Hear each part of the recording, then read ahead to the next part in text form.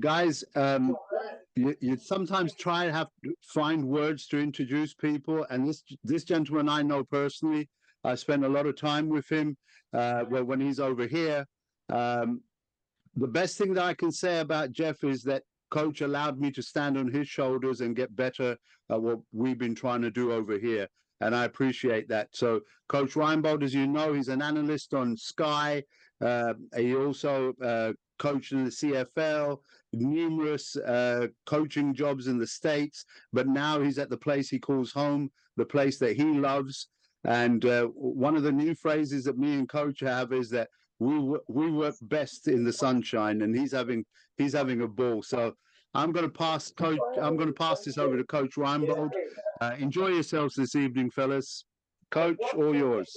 Thank you very much. Hey, guys, I want to set a couple ground rules for this thing because I think it's really, really important that number one, we recognize people that try and make the game better. And Hope International with Rod Woodson and Coach Chuck Bresnahan, you're talking about two great football coaches, great football guys that go out of their way to try and improve the game.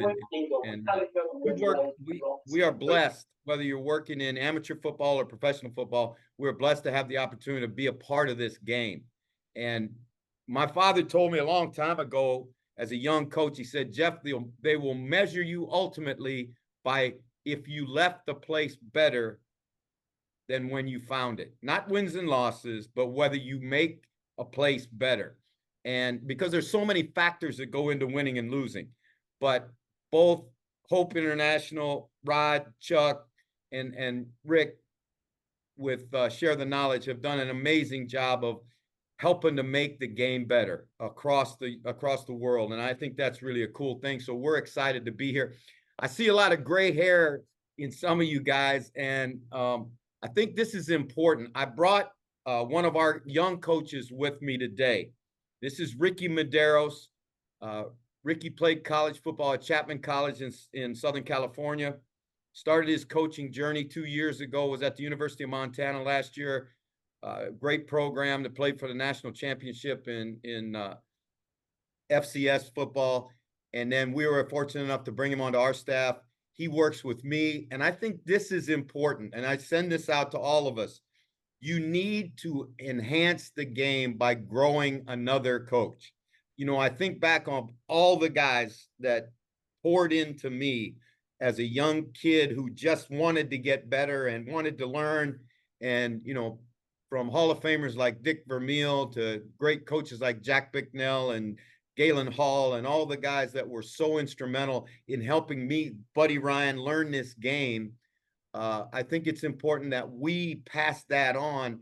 And the only way young coaches can get better, the only way they can grow, the only way they can improve themselves is by doing it. So Ricky's going to handle a couple of the segments that we have for you today. And then, we're going to go on and we'll stay as long as you guys want to stay. You know me, if you guys have been at the BAFCA convention with me or in the pub or whatever, when we start talking ball, it's just like, there's a greater chance that the pen's going to run out of ink before we'll run out of energy to talk football. So I'd like to get started, and we'll talk to you about these things. These are the segments that we put together for you today. We're going to make this available to you if you want to get copies of it. We'll just have to work our way through the process of how to actually do that. But excuse me, what you see on the screen right now is what we plan on handling today in the clinic. We're going to talk about interior defensive line play, and this is going to be a more fundamental centric presentation than scheme centric. Now we can get into all the schemes you want to get into. We're very fortunate at Hawaii. Our defensive coordinator is a guy some of you old Cowboy fans will recognize as a player, Dennis Thurman. Played 9 years in the NFL for the Cowboys on those great doomsday defenses. He got into coaching with the St. Louis Cardinals, then went to the Baltimore Ravens. He coached at USC. He went from the Ravens to be the defensive coordinator with the New York Jets under Rex Ryan, and then again from New York to Buffalo with Rex, where he was the defensive coordinator there. He came to Hawaii in January. I joined him, and we have plenty of scheme. And if you're a scheme guy and you want to talk scheme, we'll certainly do that. But I wanted to leave you with some things that I think are universal, regardless whether you're a 3-4 guy, a 3-3 guy, a 4-2 guy, or whatever, right? Because this game is really, and this is one of the great things I learned from Coach Vermeil, this game is about fundamentals and about techniques and how you apply those fundamentals and techniques to give yourself the best opportunity to succeed as a player and your team the best opportunity to succeed. So we're going to talk about these things. Footwork is very, very critical. Now, in my opinion, it's an undercoached part of playing defensive line. It's an in my opinion, valued teaching point for most every position on the field. But I want to go ahead and we're going to show you some drills that we use every day to help us get better at the number one fundamental thing that we have to be able to do, and that's get off the football. We are an upfield. We're not a reading team. We are an upfield defense. We are looking to create knockback on the line of scrimmage. And the number one fundamental for our guys is to get up the field. Right now, that sounds very simple. However, I think there's some things that you can do to help, and they're very simple to help your players get better at get off. So as we get this started, here's what we're going to talk about. Number one, effort. Right. And when I talk about effort is a very, very, hard thing to describe. To me, effort is one thing. It may be, something else to you. But here at Hawaii, we try and define effort as playing the play longer than your opponent. And if you're going to play the play longer than your opponent, you have to practice that. You have to practice running to the ball. I truly believe that the best effort teams that I've ever been a part of or ever seen were always teams that put a premium on attacking the football and finishing plays. So let's look at some of the things we talk about with effort. Right here, again, you're going to notice the defensive tackle. All right. As the play begins, he gets off. There's a screen thrown outside. And now, instead of watching, he runs in the alley and makes the play. Again, this is a 330-pound nose tackle, right? He doesn't stand and watch. He runs, and when he gets to the play, he's inside out in what we call flatbacks at the point of attack. All right. So again, this screen, which has a chance to get out on us, is tackled for a 7-yard gain by a defensive lineman. That's an example of effort. And I'm going to tell you guys, as you watch this play again, one of the things that we have to do a great job with as coaches is we have to take every opportunity to find our guys doing it right, right? Put together, everybody's got, the technology now is so good. Everybody has the opportunity, whether it's with a phone or GoPro or whatever, to have film. And what you need to do is you need to show your guys them doing it right, right? So we spend a lot of time on, again, coaching players up, not coaching them down. We'll correct them. But what we want to do is create an environment where we're using positive reinforcement about not just, hey, run your fat ass to the ball. It's, hey, run to the football and watch what you can do. Watch again here. Ball's thrown. Defensive lineman comes out of the stack and now makes the play 15 yards down the field, right? Now, do you want a 15-yard gain? No, but you want the player to give you this effort. You watch this, Deion Washington, a young guy, has got 2 more years to play for us, right? He gets pinched in the gap. He gets out of the stack and chases the ball. And again, what could have been a touchdown is stopped in practice by effort, right? So if you want that from your players, if you demand effort, first of all, you have to define exactly what it is. And second of all, you have to create situations where you catch them doing it right. Now, listen to what I said. Catch them doing it right. Because Coach Vermeil told us one time in Kansas City in a staff meeting, he said, players have an incredible tolerance for praise. Think about that. Players have an incredible tolerance for praise.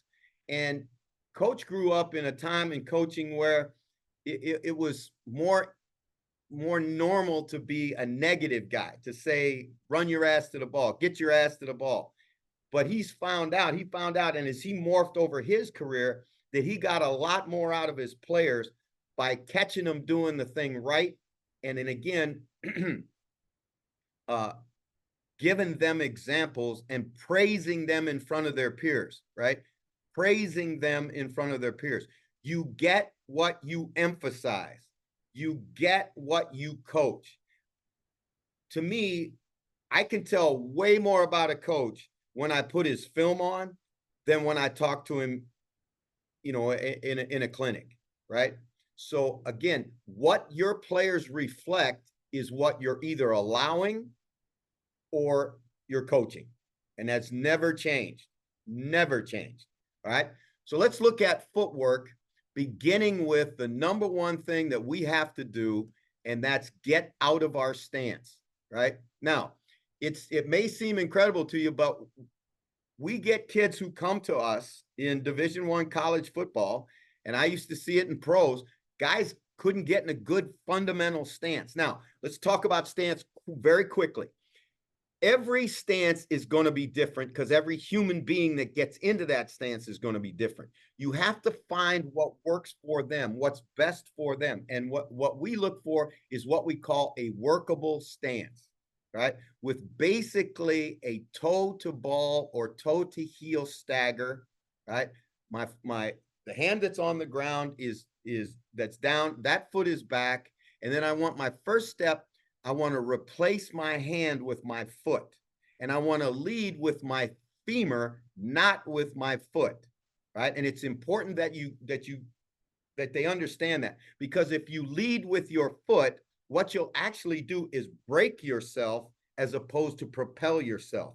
You want to lead with your femur, which is the long bone of your leg. Now, what we do to try and help them understand that they've got to come out, they need to uncoil. We take 2 14-pound med balls, and they'll come out, go back where you, Rick, watch them as they explode out, not up, out, not up. And then we put and I borrowed this from offensive line coaches, right? Because you can borrow from any coach. You see things that make sense to you.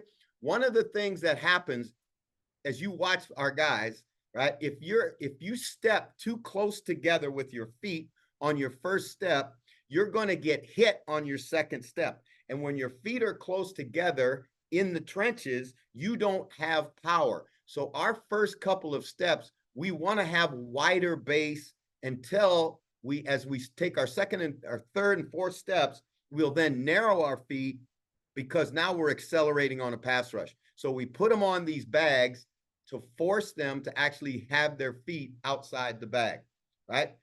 So again, every drill, and I want to say this, every drill you do as a defensive coach, you must do it on movement. If you don't blame your guys for jumping off sides. All right. And I tell you what, man, I got a big, I better careful on my language. I got a big need to make that known around, because, man, and I'm telling you, I go to NFL camps and see it, where defense is a reaction game, a visual reaction game, not a sound stimulus reaction game, right? So if you're telling your guys to go on sound and your guys jump off sides, don't blame them. Don't blame them. Take a look in the mirror. So you'll see here, Ricky, as he's sending them back, this is, again, what we call lit training, which is low intensity training, where we're just working on rolling out of our stance and getting upfield, right? But it's all on Ricky's heel click, right? Everything is based on movement, right? Now, watch at the end, and you'll see our guys start to do what we call flat back, all right? So that when we get to the point of tackling, or we get to the point of the end of the play, we want to finish the play with a flat back, right? We want to finish through the play, not to the play. So let's watch it. Here again, some examples from actual practice film from this spring, our first spring together. I want you to watch the great get off of this defensive tackle. He crowds the ball. He gets as much of the football as he can. If you watch, freeze it right there, Rick, you can notice that his ass is above his shoulders. He's got a toe to heel stagger in his stance. His eyes are on the football, and he is a movement key guy. He wants to get across the line of scrimmage as fast as he can. We need to put the offensive lineman in stress. Okay, and we say this to our guys, and this is not to denigrate the offensive line, but it's a point of fact. If they were good enough athletes, they'd be playing defensive line. So we have to make them move. We want to put them in stress. They want to play the game in a phone booth. We want to play it out of a track stance. And you'll watch here, watch the great get off that this player gets right here, immediately, like he shot out of a cannon. One more time, Rick. And now he gets to the edge of the blocker, and he's able to disrupt and finish the play at the quarterback. So here's a good example of it, right? Look at how fast he's on the edge. He puts the blocker in stress. And even though they try and get the back in the B gap to help, we just overpower the back and we're at the quarterback. Now, again, I think it's important that you guys understand. We do that every day, not some days, not when we feel like it, not when we're fresh. We do it every day, and we do it when they're tired. We know that they're going to play. If you're 65 plays in a game and we're running a rotation of 4 defensive linemen, they're going to play sometimes between 15 and 35 of those plays. That's what the analytics guys tell us. Well, in practice, you have to work. I see everybody come out and work on their get-offs the first thing they do, and that's great because it's the #1 priority. But what about working on your get-off when you're tired at the end of 2 minutes, right? Because we're trying to train their minds and we're trying to train their psychology that they've got to be able to get off when they're tired, right? The game is a hard game. It is played by tough people. And the toughest people mentally are normally the ones that are going to succeed at this game. So this is now what we call a movement get off, all right? When we gain a gap, and then when we talk about gaining a gap, we are aligned in one gap and play the other gap by moving to that gap. It is not what we call a long stick. It is an example here. We put them on the bags again, give them the med balls, and now on the trigger, right, which is, I've got a ball in my hand here, they're going to step with their, if you watch it real quick, watch them step with their right foot. So they're gaining the gap to their right. And then their second step is vertical. It's not across their body, because if you get hit when you cross over, you're going to get knocked out or pinged out of your gap, right? And now there are some guys who can play that way, right? Chris Jones from the Kansas City Chiefs can play that way. There are some, Vita Vea can play that way, but those are rare guys. We are training our guys to be their absolute best. I would teach this if I was teaching it to Vita Vea or Chris Jones, because it's a more efficient way for you to gain a gap and get vertical in the next gap. So here they're coming, stepping with the right foot, short step with their left foot, and climb the gap. Right now you're going to see it go to the left. I'm going to gain the gap to my left, and I'm going to be vertical as I explode with square shoulders, and I do not cross over. The bag keeps them from crossing over. All right.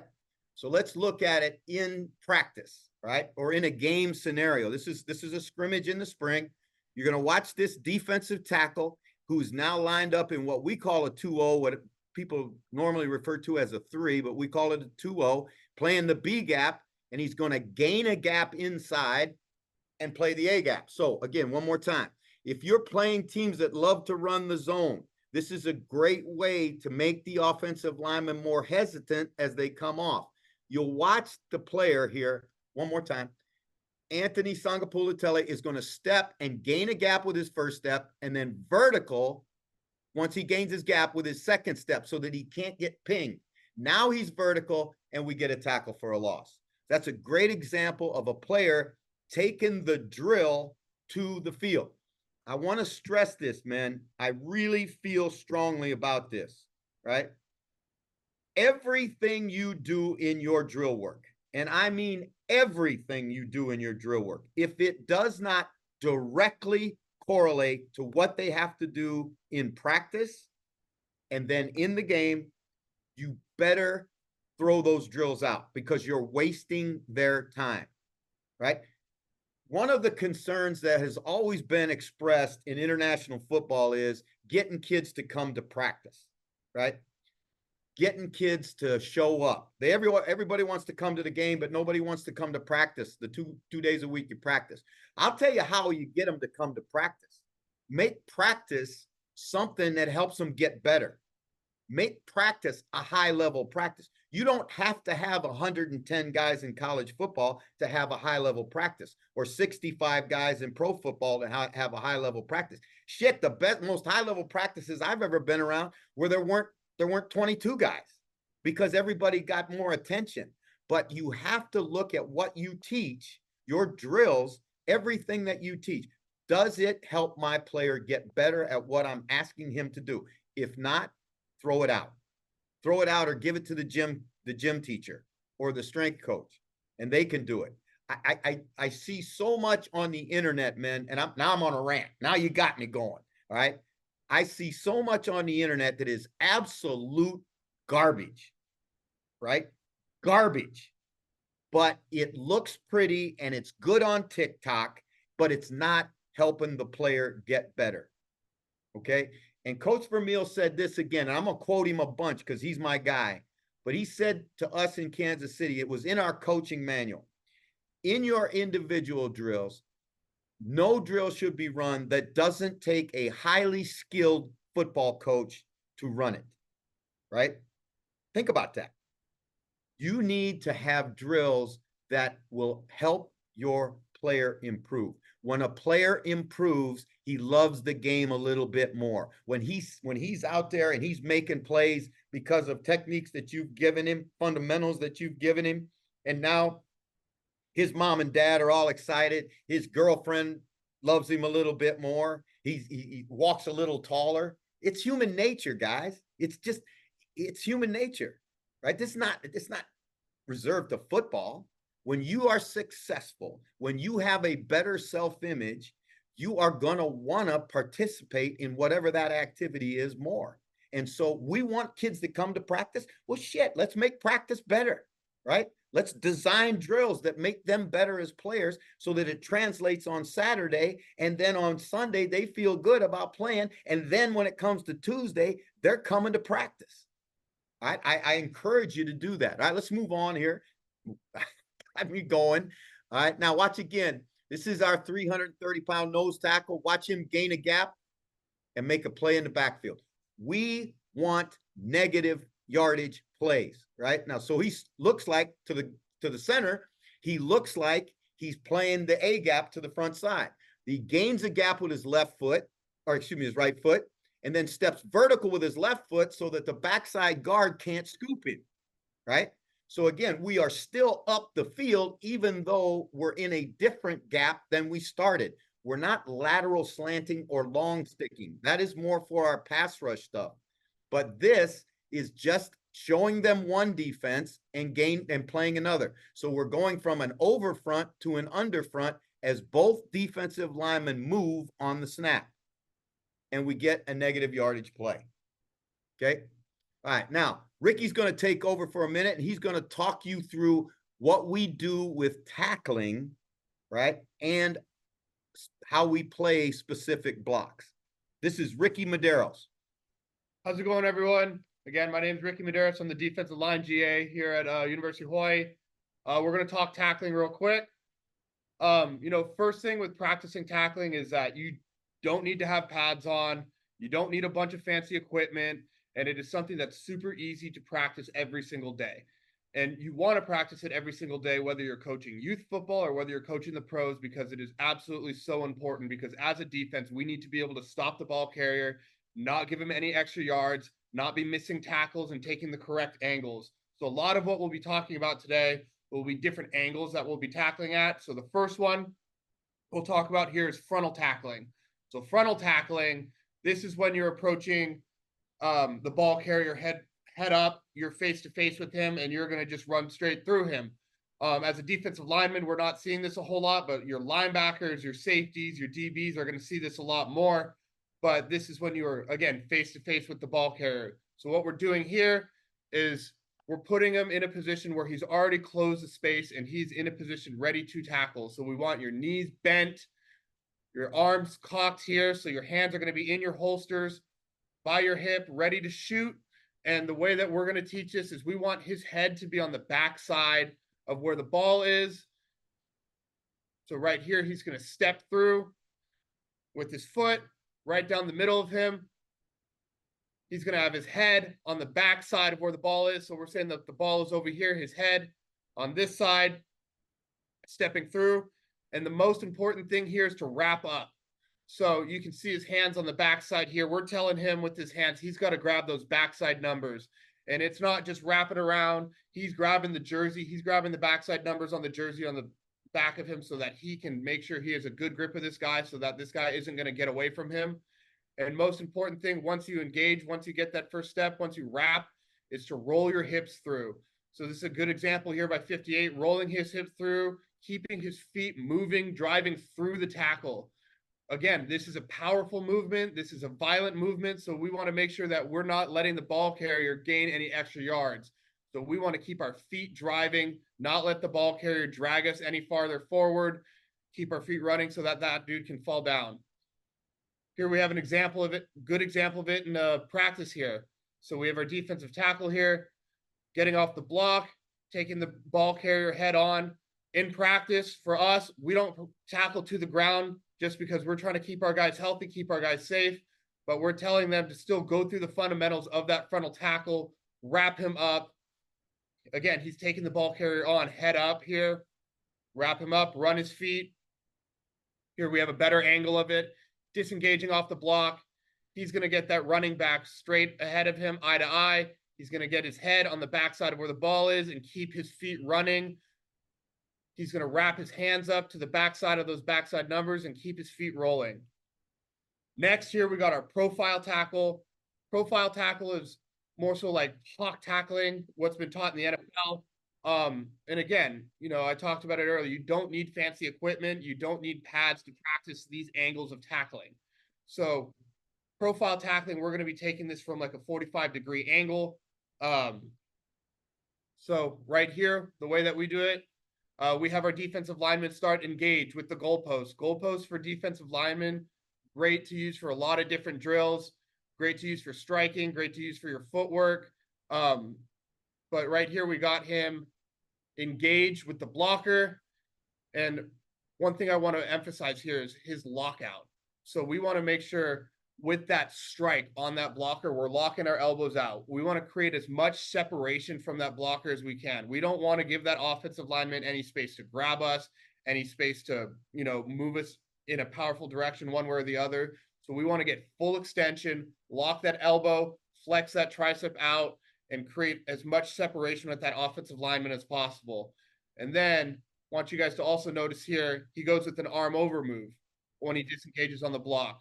The way that we're teaching it to our guys is we're going to arm over to get off any blocks that we're going to go to the inside. So if the ball carrier is going to be on the inside of us, we want to go with an arm over move so that we can disengage with the block, and then we can also clean our pads off to get off to the inside of that block. If we're going to go on the outside of a block, we're going to go with the rip move so that we can cut that offensive lineman off. So right here, we're telling him that he's going to go tackle the ball carrier inside. So he goes from full extension to that arm over. And then on this profile tackle here, his aiming point is going to be at this near hip. So this is going to be the hip that's closest to him. His eyes are going to go directly to that near hip. and he's going to bring his near side foot, so his right foot here, to this near hip, and he's going to run through. Again, he's keeping his head on the backside of the ball carrier. We're not going to be crossing your head over like how old school football was taught. Reason being is we can prevent a lot of head injuries that way by keeping the head on the backside of that tackle. And we're telling him, again, run his feet through that tackle. And since we're not wearing pads, we're not going to have him wrap up, but we're going to have him your head over like how old school football was taught. Okay, sorry about that. I'm going to go ahead and just continue here, but we're going to have him run through that tackle off of that near hip, off that back hip. He's still bringing his hands, and he's going to tag off. He's still going to tag off. So we're still telling him to shoot his hands the same way that he's going to shoot his hands when he's wrapping up, but he's going to just tag off on that near hip and then continue to run through the tackle. And then here we have it again. Once we have pads on, and here we're really focusing on that near hip track. So his eyes again are on this near hip, and he's going to approach that with his near foot to the near hip side, head on the back side of where the ball carrier's ball is right here. And he's going to shoot his hands and continue to run his feet through that tackle. Here we have a good example of it in practice. Again, with our defensive tackle, takes a good lateral angle at the ball here. Lateral angle, so it's not going to be a frontal tackle, going to be a profile tackle since he's taking it from that lateral angle. He's tracking the near hip, gets his head to the backside of the ball, and continues to run his feet through the tackle. So, sorry, let's go back here, get the end zone angle of it. Here we have defensive tackle here. He's going to engage on that block, go with that arm over since he's going to go to the inside, near hip track, run his feet through contact, and make a play on the ball for no gain. All right, and then last thing I'm going to talk about tackling here is negative angle tackling. As a defensive lineman, this is probably going to be your most common form of tackling next to profile tackling. And this is when the ball is already declared past you. So it's already declared past the line of scrimmage. And this is where we talk back to that effort part that Coach Jeff talked on earlier. This is, making plays down the field, 15, 20, 30, 5 yards down the field, whatever it is. But we want to make sure that our guys are running to the football and have a chance to make stops and get the ball back for us. So here we start in our stance, engage with that block. And then we're telling him here that this ball is going to be on the outside. So this is like, we got our defensive tackle and he's going to like the near sideline towards him to the outside. So he's going to rip under that. And then we have the red pad here set up to give him that visual of where his angle is going to be. So he's going to take that negative angle away from the ball. So we are saying now that the ball carrier is coming from here. The ball carriers come up the field. He's past the line of scrimmage. We've controlled our gap to the point we've seen the ball carrier declare a new gap. So we're going to go make that negative angle tackle, take a good angle to where the ball carrier is going to be. We don't want to take an angle to where the ball carrier currently is because we're never going to catch him that way. You want to run to where the ball carrier is going to be so that you're in a position to go make that tackle. The other thing about negative angle tackling that we emphasize a lot with our guys is this is a good opportunity for us to get turnovers. So you can see with our defensive lineman here, with his left hand, he's securing the tackle. And then with his right hand, he's going to try punch that ball out. Reason we want to try punch that ball out and we put such heavy emphasis on our negative angle tackling with punching that ball out is because that ball carrier is looking up the field to see what's in front of him. Our defensive lineman is going to, or anyone is going to be coming from behind him. So he's not going to get a chance to protect the ball when he sees our guy punching that. So we want to, get after that loose ball, punch that thing out and get the ball back for our offense. So here we go here. Now we're in practice. We have pads on. So we're going to engage our defensive lineman with the blocker. So we're going to start engaged with him. We're not at full extension yet. Elbows are bent. Hands are inside on our offensive lineman. And then we're going to tell him to disengage, extend, lock those elbows out like we were talking about earlier with our extension and our strike. And then once the ball carrier gets past the line of scrimmage, we go with that arm over move. So this is going to be an inside move. But once that ball carrier passes the line of scrimmage and he's declared another gap, we're going to go get after that thing. We're going to go get after the ball. We're going to go get after and get it back. As you can see with his left hand here, he goes to rip that ball out. And, you know, it doesn't really matter whether he punches it out, whether he goes over to rip it out. We just want that ball back, and we want to put heavy emphasis on we need it back. We want that ball back for our offense. So he's going to go punch the ball out, take a good angle at the ball where the ball carrier is going to be. One coaching point that I would make here, though, is that with his right hand, we want to secure that right hand to secure the tackle. So we want that right hand to go around his hip, around his arm, get more of a wrap with that other arm so that we make sure that we're getting the tackle and then we start to go get the ball.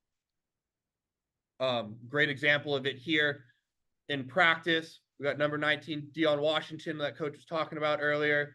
Does a good job striking, resetting the line of scrimmage, getting upfield. He sees that the ball is declared to another gap. And one thing I want to point out here, he sees the ball carrier. He knows he's not going to get to this guy here. So he's going to readjust his angle, take a deep angle towards the ball, and he's going to go to where that ball carrier is going to be. He has all this help outside, and these are going to be the guys that the ball carrier is truly looking at. So we are telling these guys to contain the play and work the ball back towards the inside so that we can get some more help to make that tackle. So he's taking a good angle at the ball, securing the tackle, good negative angle tackle. One thing I would tell him, though, as we look at the end zone angle here,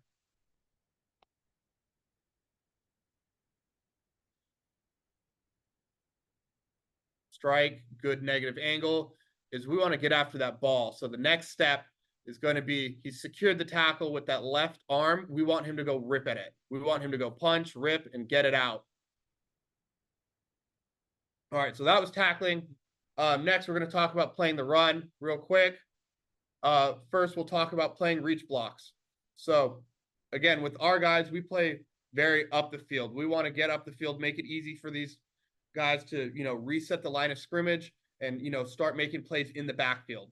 So, here, you don't want to always put your defensive lineman in a position where they're winning, because realistically in football, like, and this applies to all the positions, like, your guy's not always going to be in the perfect position. So the way that we've lined this up here, we got the defense on this side and the offense on this side. And we've put him in a position where he's already gotten reached. So he's continuing to fight vertical up the field, but he needs to get back to his gap, which is over here. So we want to get back to this gap over here. So what we're telling this guy, as an upfield player, he's going to fight through the offensive lineman's upfield shoulder to get back into this gap. And he's going to fight it this way. He's going to fight it vertical, and he's going to use his feet to get back into his gap. So you can see that he's moving his feet back towards his gap, and that's really important. We want to, work our footwork, work our feet back towards that gap, work it back up the field. Our feet are going to put us in the position to make a play on the ball. So here we got him engaged, fighting that upfield shoulder, fighting to get back with his feet into his gap. And then here we got the next step of it. So again, we're starting him in a reached position. He's fighting that upfield shoulder to get in that gap on the right, using his feet to get outside. And then we're telling him to go disengage with that arm under. We're going to rip move to get to the outside and run flat down the line to go make a play on the ball. And then again here, pretty much every drill that we do, talking about effort, we end with the flat back. Put heavy emphasis on that flat back so that these guys know that they got to run to the ball, and that flat back is simulating that tackle so that we can go make a play on the ball wherever it is, whether it's 5 yards down the line of scrimmage or whether it's 30 yards, 70 yards down the field. Here I'll play it from the other angle here, but here you can see we're in a 2-0 here. So we're going to be playing the B gap. And then on this first step, we get put into a bad position here. So offensive lineman is trying to reach us over here, trying to get his head to this side over here. And we got to use our footwork to keep fighting to get back into this gap right here. So you can see he fights that upfield shoulder, that shoulder on the side of the 8 of the offensive lineman, and then uses his feet to shuffle over, keep working himself up the field, gets himself back into his gap right here. And then because he's back into his gap, he's right there to make the tackle on the cutback from the running back. So again, we want to use our footwork, use our feet to get back into our gap, keep driving that upfield shoulder, and then make plays on the ball. Don't get reached. All right, next, we're going to talk about double teams. There's a lot of different ways, depending on the scheme, to play the double team. For us, we're an upfield team, so we want to make sure our guys are fighting up the field in everything that they do. So right here, we're putting him in another disadvantaged position. He's already been double teamed. And what we're telling this guy, he's engaged right here. We're telling this guy, you don't need to have hands on both guys. You need to have hands on one guy because you are more likely to push one guy stronger, by pushing one guy than pushing two. Just like your bench press, you want to push him up the field, engage, strike, get that full lockout, and then we want to stick our head in our gap. So right here, his gap is this gap right here. So he's going to stick his head through this gap, keep fighting up the field. And what these offensive linemen are trying to do is they're going to go 2 for 2 here. So these two are going to be blocking here, and then there's going to be like a linebacker back here. One of these guys is going to come off to block this linebacker. So that, one of these guys is going to come off and block this linebacker. So we want to keep our head in that gap, moving up the field, striking, so that when eventually one of those guys comes off that block, we're only working with one guy. And then we're in a good position on that one guy with our head in our gap to go make a tackle. One thing that Anthony does a good job of here is you see how he throws the offensive lineman through. So if this guy, 58, is trying to get to the backer here, he's making it harder for him, knocking this offensive lineman off his track. He's making it harder for him to go make that block by throwing him down there. So again, heavy point of emphasis here is we want to keep our head in the gap, keep working on one single guy, and keep working up the field. So the next step of it here, again, we got our guys double teamed already in a bad position. He's got his hands on one guy on 34 here, working up the field, got his head in the gap. 91 then works his way up to the next level. And we're going to rip off of that block. And then we're going to be back here redirecting him to where the ball carrier is going to be. So we finish him flat down the line of scrimmage and then flat back at the end. Go make a tackle. Here we have a good example. No pads on, but still want to be working our technique. We're going to put our head in that gap. And again, these two offensive linemen are going to be working from here on the first level to this linebacker right here. So eventually one of these guys is going to come off. So we want to keep our head in this gap. We want to keep fighting up the field. And again, we can see 77 gets off that block to go block the linebacker, and we're in a perfect position to go make that tackle because we kept our head in the gap and we're working upfield, working a single guy, and we're in a good position to go make that play. Here we have a great example from our spring game. 48, Malachi Finau in a good position. Again, keeping his head in this gap, working against one guy instead of working against two. And these offensive linemen are working to get to this second level here. So the tackle is going to come off and go make a block on the linebacker. And we're going to be in a position because we kept our head in that gap and we were working a single guy, and we're able to make that play in the backfield for a TFL. That's what it's all about. We want to make all these plays in the backfield, as many plays in the backfield as we can, keep the offense from getting yards and making negative yardage plays. So now real quick, we're going to talk about what we call our slingshot technique. So slingshot technique, this is what we're going to play when we're on a down block. So we're saying this guy is the offense here, this is the defense, and he's blocking down. So what does blocking down tell us? Well, it's going to tell us that more likely than not, the ball is going to go that way in the direction where he's blocking. So we're going to engage with that block. we see our pressure key go down. We're going to step, engage with that blocker, and we're going to use that blocker's momentum to pull ourselves through.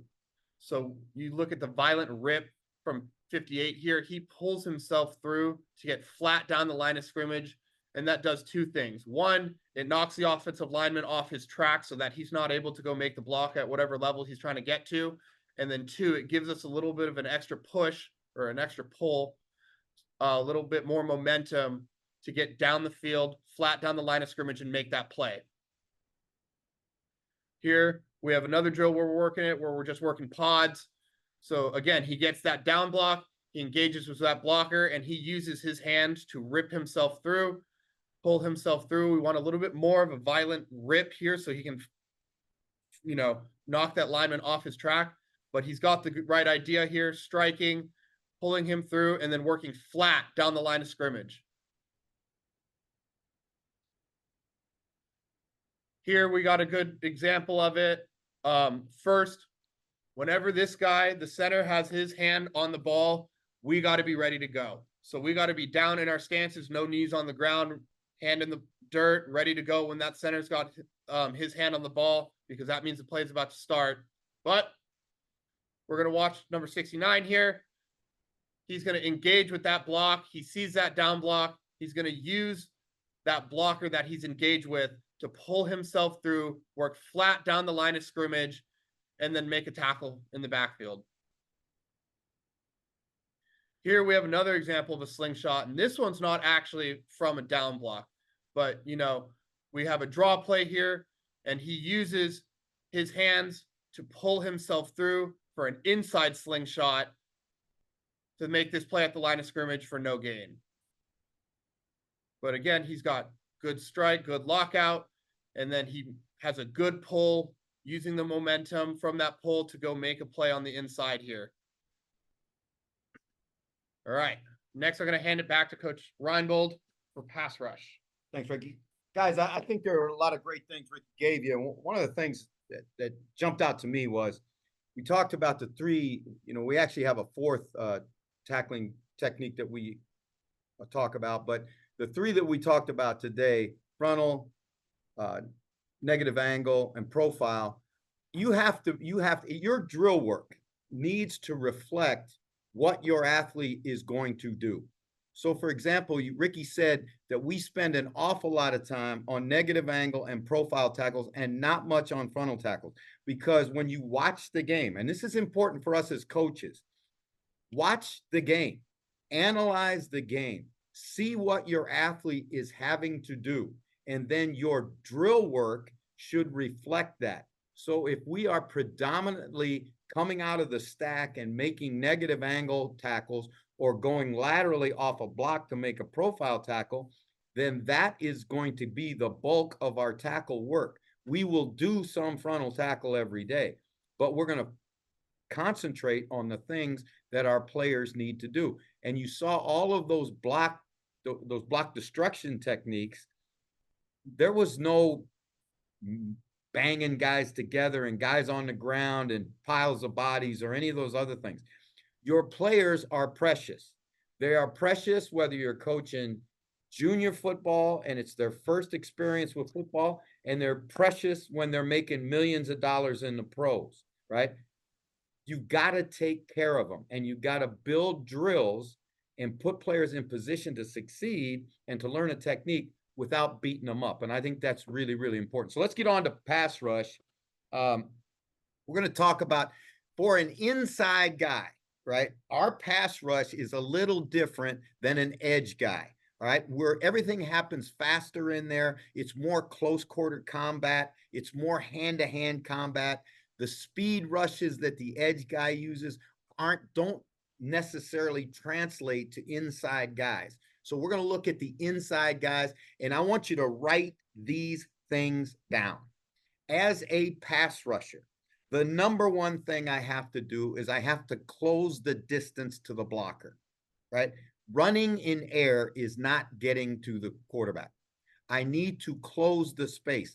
An inside pass rusher is responsible for pushing the pocket from inside. The outside guys in general contain from the outside. we talk about caging the quarterback. We want a low inside guy and a high outside guy on both sides of the quarterback, right? And how that sorts out, we'll go through. The first move we teach is the rip. And when to be an effective rip rusher, you need to work these things. Number one, work a quarter of the man, no more. When I say a quarter of the man, if you look at the front of a player's body, right, shoulder pad to shoulder pad, right arm to left arm, and divide that into quarters, you only work either the outside or the inside quarter of the man. I stay out of the middle of the man. It drives me absolutely batshit when I see guys pass rush down the middle of a guy. Makes no sense to me unless you are just, unless he's just a little guy and you're a big guy and you can bull him, okay. But most of the time, the success you have as a pass rusher comes when you rush a quarter of the man. And again, this is real important to write down. A great pass rusher always works same foot, same hand, same shoulder, same leg, right? So let's get into the rip and we'll talk about the fundamentals of a good rip. Now, you're going to watch us here working in what we call lit technique. So that means low intensity training. All right. We're working our techniques. For any of you who have been in martial arts, you'll understand this much better than those who haven't. You have to break the skill down, whether it's a front punch in martial arts, an inside forearm block, an upper crescent kick, whatever it is, you have to slow it down and you have to teach it slowly. Your body cannot make a decision about whether what the information it gets is good or bad. It just takes information. So when you practice things too fast, and I should have written hundreds of, apology notes to guys I coached when I started coaching, because it was always going to be my guys were going to work the hardest. They were going to be the toughest out there. They were going to, we're going to get more reps than anybody else. And we worked hard and we worked fast. But I'm not sure we work very efficiently. And I'm not sure I help those guys get better. So what I've learned through my martial arts training is that you need to break the skill down and then you need to learn the skill in segments. All right. So it's not hard to teach them to close the distance. That's your get off. Now we're at the point where we're about to engage the blocker. All right. So when I rip, I want to throw and sink my rip as I step, same foot, same hand. And this is critical. If you go back here as Ricky's running the computer, you see this, see how Ezra sinks this rip. And we say this, try and get your elbow above your eye socket, right? Now, that will sink the rip really deep. Because if you notice, if I don't sink this rip deep, I can't turn the edge. I can't lift the edge he has a chance to get back in front of me. The other thing about this is you watch Ezra go same foot, same hand, same arm, same leg. His toe is now pointing not upfield, it's pointing inside because that's where the quarterback is. You can't get there. We're talking about shaving tenths of seconds off. How many times have you been, as if you're a defensive lineman, how many times have you been close, but you didn't get him? Or close, but you couldn't hit him, right? We're trying to shave those seconds between sack or throw. And part of that is we will go where our feet take us. So I want to point my toe here directly at the quarterback. I've got this rip sunk. I bring my big muscles, my hips. As I step, you'll see he gets hip extension. And then really critical is what's going on, if I can figure this thing out here, because I'm not real good at this. Look at his left hand here, all right? We have some pretty funky technology here at UH. So I want you to see as we go back to the rip. Watch as if you look what he does with his left hand. Way too many times I see young pass rushers, even in the NFL, I'll see guys sink a great rip and then they look like a freaking rodeo cowboy at the University of Wyoming where they've got that offhand flying in the air like they're riding whirlwind coming out of shoot number 3. You got to sink that freaking rip, and then you got to get your left hand to him, because your left hand's going to help you. You can elevate the elbow, you can pull the hand off, you can turn the elbow, but it's not doing you any good if it's out in space. So we want to rip and attack with that left hand. So a really good job by Ez here, getting the feel of sinking that rip. How often do we do it? Every freaking day. Every freaking day. I told them when I came, I said, men, if you want to be entertained, go to the freaking circus, right? Watch TV. I don't care.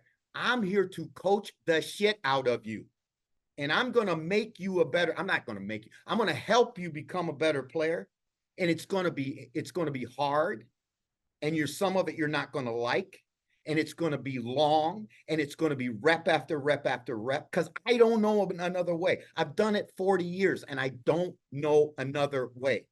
You can't short circuit the process, right?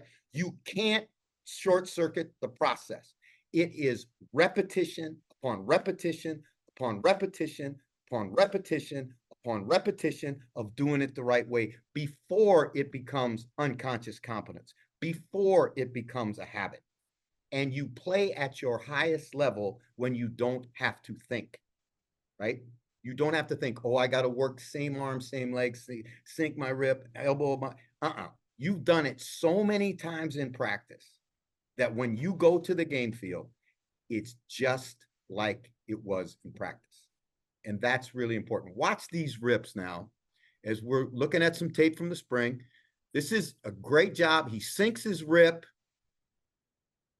Now his hand's going to come to the blocker, and then he re-rips and clears his pads off, and we're at the quarterback. Okay? So if you watch this, and I think this is really important about pass rush, look how his feet never stop. Look how he's on the quarter of the blocker, right? That is a 360-pound guard, right? You couldn't run down the middle of him with a bazooka and get to the quarterback. But if you get on a quarter of him and you make him move his feet, you've put him at a disadvantage. You've put him in stress, right? Never stop your feet. Never, never, never, never stop your feet. All right, watch again. Here's another example of it by the tackle. He takes an inside pass rush on a stunt. Look how deep he sinks this rip. Look at his leverage as he presses up the field. And now we finish at the quarterback. Right? Fellas, this ain't Photoshopped. Those guys are on full scholarship too. Right? So, again, am I proud of them? Hell yeah, I'm proud of them, because they worked their ass off to be able to do that. Right? All right, now let's talk about the counters off of the rip. The first one we teach is what we call rip to yank, right? Now, I've sunk my rip, and I'm in there, and I'm fighting his ass, and I'm trying to press him and get to the corner, and he's getting too much surface in front of me. But I know this. He's leaning on me. He's got to lean on me, or I'm going to take him to the quarterback. And when he leans on me and I can feel him really start to strain into me, then I take that left hand and I yank that thing right out of there. And I want to break his freaking forearm. He's going to have in this case, he's going to have his left hand in your chest. That's the way they're going to do it. You sink that rip, and then when you take that out, you try and break his forearm, right? As you pull yourself out, it'll accelerate you to the quarterback. So we teach it as a 2-move in the drill. So again, movement starts him the first time, and then the second movement comes, and watch how violent they are when they pull it out. It's not dancing with your girlfriend, right? It ain't that. You don't sink it gently and nicely pull it out. It is a violent game inside. It is played by violent people for 60 minutes, all right? So I want you to watch these guys now as you see them get to their counters off of their rip. There's a rip, yank it out, arm over, and I'm all past the edge, right? Ball's out, right? But I'm talking, I'm coaching that guy. is he on a quarter. He goes from the inside half to the outside half, but he still finishes on a quarter. This is a blitz. He's got to get outside and contain. He's up the field. He doesn't stop his arms. He doesn't stop his feet, and he doesn't finish until he gets to the football. All right, now this is another one we teach, rip to the hump. All right, this was Reggie White's big move. What's going to happen is you rip and you get him starting to run. He's going to try and get as much of his body weight back in front of you as he can. Because again, you hear the offensive line coach, and I want to say this. I learned this from a player, right? When I was coaching in NFL Europe, and I asked the guy how he was making the plays he was making. He said, "Coach, because I listened to," it was a DB. He goes, "Because I listened to the receiver coach in practice." And I thought, what? He said, "No, I listened to the receiver coach in practice because I want to know what he's telling those receivers. I want to know how they play." I thought that was brilliant. That wasn't coaching. That was a player figured it out on his own, right? So what's going to happen is when you get to be a real good rip guy, as soon as you throw that rip, they're going to try and jump and cover you up again, right? So now I have to have a counter because if I pull it out, he's still going to be in front of me. So now I pull it and I just throw him over the top of me right there. Okay. So it's rip, yank, hump. There's a good example of it. No need drills. Again, let me just say this. We always bitch about the stuff we don't have. We always bitch about the equipment we don't have. We always bitch about the players we don't have. We always bitch about the time we don't have. It's pointless. It's pointless because you're not going to change it by bitching, right? But if you look at these drills, these are guys working together. No fancy equipment. You don't see a bunch of sleds, a bunch of, none of that garbage, right? And I say garbage. It's great if you got it, but you know what? I don't need it. I don't need, because the game ain't played with that, right? There are no cones on the field when you go out to play, right? There's no sled on the field when you go out to play. You play against human beings, right? And human beings are different than sleds. All right, so let's watch now as we get a hump here. There's the rip. There's the hump. Back to a counter. Finish at the quarterback. Rip, hump. Again, feet moving, hands moving, active hands, active violent hands, active violent feet. Flip him, go back to the quarterback, all right? So now again, freeze it right there for me, Ricky. All right, so again, we're talking about how we always have a cage of the quarterback, right? You're not going to, if they throw the ball 35 times a game and we get 7 sacks, I'm buying drinks that night, right? But the fact of the matter is we probably get 3 most games. And if we get 3, we're having a pretty good year. The reality of it is he's going to get it out of there. What you got to do is you got to make it hard for him. Make him feel you all the time. Make him know that you were there. One of the things we teach is to cage the quarterback, and then as you turn to run to chase the ball, right? Low inside, low outside, high outside, high inside, 4 guys caging him. He feels bodies around him all the time. And I remember when I was coaching against Doug Flutie, we beat Doug one time, and he got really upset because we would go by and bump him and step on his toe or do anything so that he felt bodies around him the whole game, even though we've hardly sacked him, I think twice maybe, because he's hard to sack. But we wanted him to be thrown out of a well every time he went back there. And we wanted to make sure that if we were the high outside rusher and he threw it, that we were just going to bump him on our way back, right? So that he felt bodies on him all day long, right? So let's go on now, and we'll look at another aspect of it. All right, now, we teach, again, for the inside guys, we teach a dent-rip combination, right? And this is a little drill that we've used to do it, and it gets them an opportunity to work both the dent and the rip off the left hand and the right hand. But you can see as we come through how violent and how active we are with our hands and feet. We come across. Now, for example, as you watch this, as he gets out of the last bag, he's going to reach for the ball, right? Because we're always reaching to strip it from the quarterback, and then he finishes, right? And we coach finish hard. Here's a little variation that we came up this spring. We needed more work on our get-offs, so we put the med ball in. just combination of 2 drills in one, right? We're working get off, we're working dent and rip, active hands and feet, we're working pursuit, and we're working flat back, right? All right, let's watch again as you see one done in a game. Excuse me. Let me get back to that. Let me get back to that little video if we can here. All right. So watch now here, lower part of the screen, we're on what we call our rush front. We're out wide over the guard, trying to stress the guard. We start upfield. Now guard comes with low hands, dent. Now guard, this is really important. Watch what the guard's reaction is.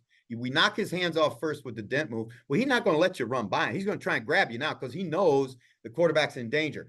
Watch how the tackle dents and rips, right? Dent, rip, bam, all right? Dent, rip, bam, okay? Now, we don't hit our quarterbacks in practice, but that's exactly what we're looking for. On game day, we are going to climb right through that quarterback. Okay, look at it again. I want you to see at the end of the play. Watch the finish. Watch the finish of the lineman. Freeze it. That ain't no place to throw out of, man. I mean, I don't care how big your quarterback is, right? First of all, he's not probably taller than your offensive lineman. And if he's throwing out of that, he's throwing hand grenades out of a foxhole. And ain't gonna beat you very many times that way. All right, let's talk about the spin, which is a counter move that we use when we feel a guy overset us. We get ripped on the goalpost. We feel ourselves in. And then what we want to do now here is watch how his left arm, he spins into the bag, not away from the bag, because you want to spin into the man. If you spin away from the man, he's going to recover. But we spin into the man. One more time, please. And watch our left arm. If I can get Rick to slow this down one more time. Watch there. He pins the blocker with his left arm and then uses that left arm to accelerate his feet through, right? Pulls that. Now he wants to get back vertical and get to the quarterback, reaching with his outside or longest arm. All right, again, in my rip, pin myself against into the dummy, right? And again, I'm reaching, always thinking, getting the ball, getting the ball, getting the ball. Again, another example of our rush front. There it is right there. There's the spin counter. Offensive lineman trying to get too much body in front of me.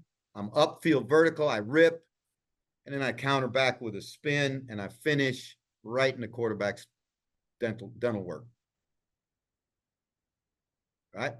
Now, double club is one we use with our inside guys because we've got some big, strong guys. And again, here's the thing about pass rushing to me.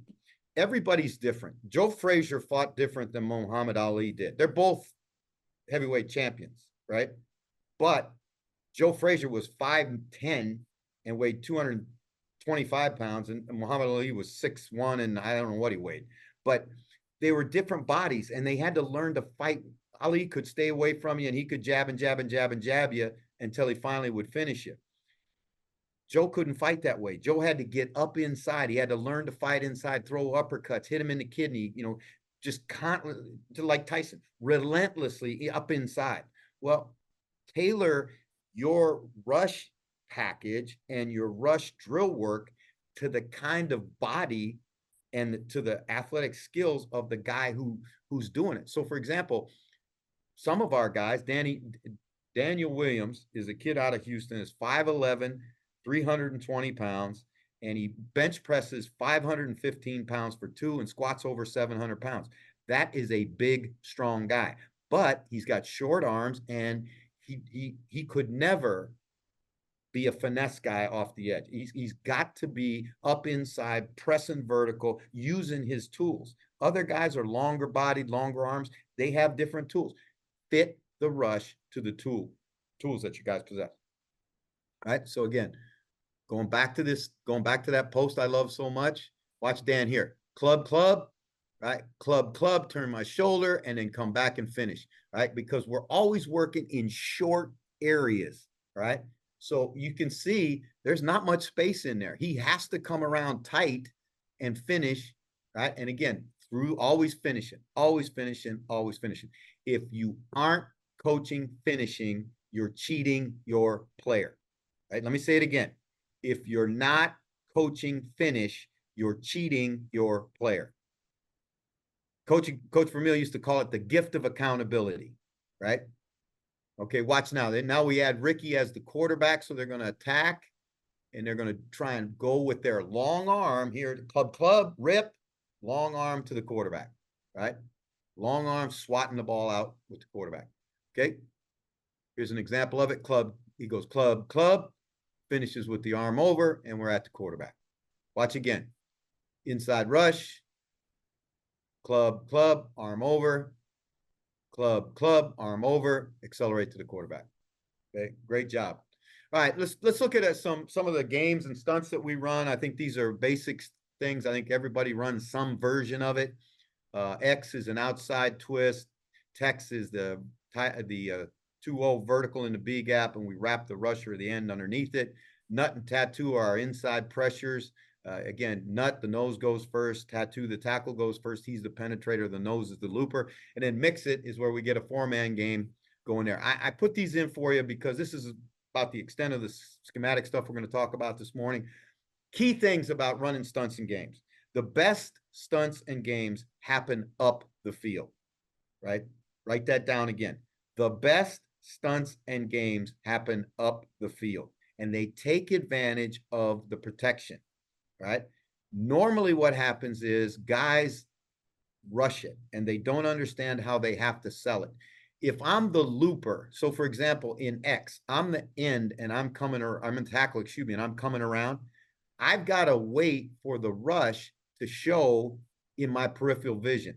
So I want to attack the inside arm or inside shoulder pad of the guard. I want to make that guard sit down on the line of scrimmage, and the rush needs to get the tackle moving to create an offensive line that's on 2 levels. Because if they stay on 1 level, they're going to have a chance to pass this thing. But you want to get them on 2 levels. Now, the inside pressures are based upon what we call center back split. When we see the center slide to one side or the other.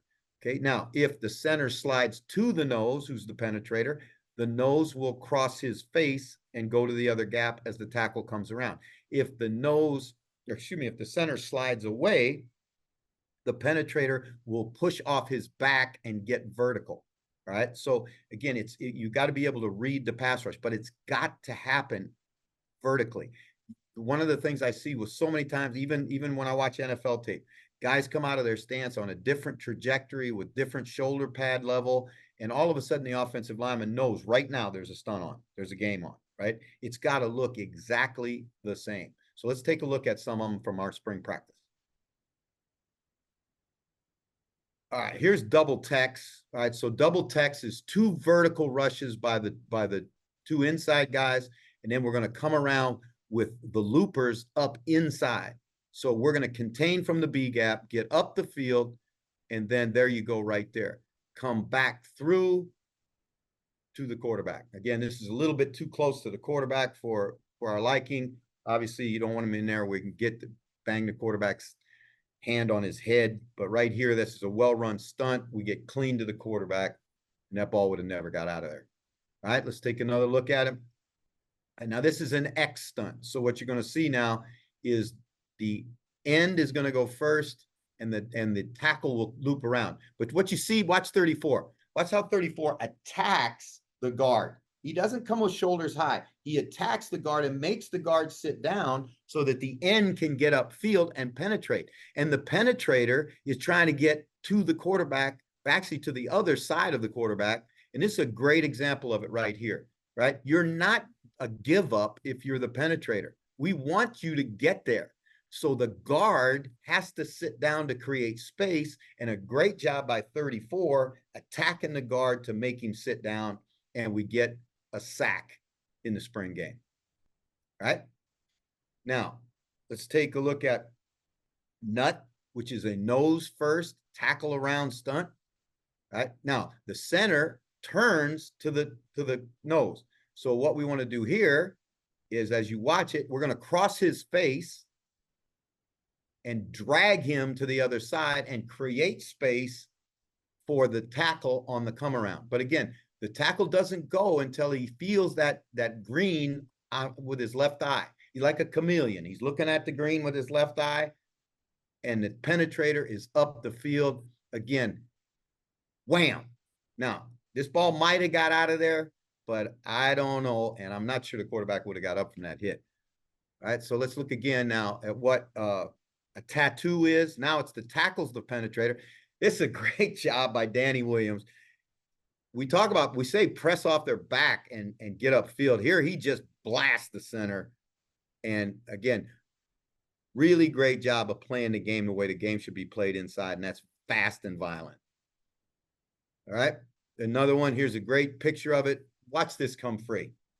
All right, go to the back. Watch the no. This is really, really well done here.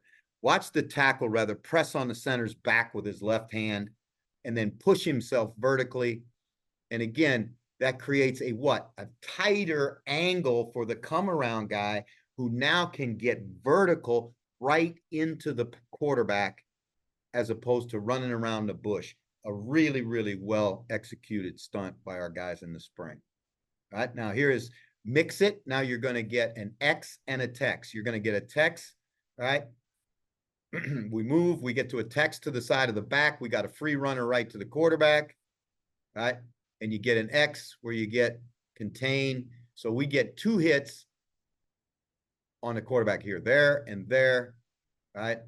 And he's not able to get this ball off with any, he can't step up in the pocket. I'm not sure he got that off at all. Guys, before we go to question and answer, this is our contact information. Follow us on Twitter. These are our cell phone numbers. Again, to get us in the United States, it's 001. Email addresses. We would be more than happy to spend time with you, to share things with you. Everybody that poured into me as I was going through my early time in this business, and still to this very day, because we'll find out things today. We'll learn from you guys today when we start talking football. It's all about sharing the knowledge and sharing the information. And one of the things that I'm so happy that Rick has done is when I first went to the UK and I was around coaches for the first time, and this is not a criticism, just an observation. What I saw was what football knowledge the guys had, they wanted to keep for themselves because they knew it gave them a competitive advantage on game day. But that can't be our Kuleana. That can't be the reason we do what we do. When you were a young coach in the States, I mean, guys love to get together and just talk football, just talk ideas, talk scheme. They'd say, what would you do with this? How would you block this or whatever? And that's how we grow as coaches. And I'm so proud of Rick for beginning this process of breaking down that now. I talk to guys like David Butler and some of the really good coaches in, basketball football. And, there is now a community of football coaches around the world, right? We've got people from 6 continents on this call. But it's a community of football coaches sharing, because we're all, as Galen Hall used to say to us, we're all robbing the same train, fellas. They're all robbing the same train. So if you get better, you're going to make the coaches that you compete against better, and you're certainly going to make your players better. So we'll throw it open, Rick, if it's all right for you, for questions. Yes, Coach. Thank you. Can you pass the hosting back to me, and then we'll. I think, Coach Barnes, you had a couple of questions. Why don't you fire away?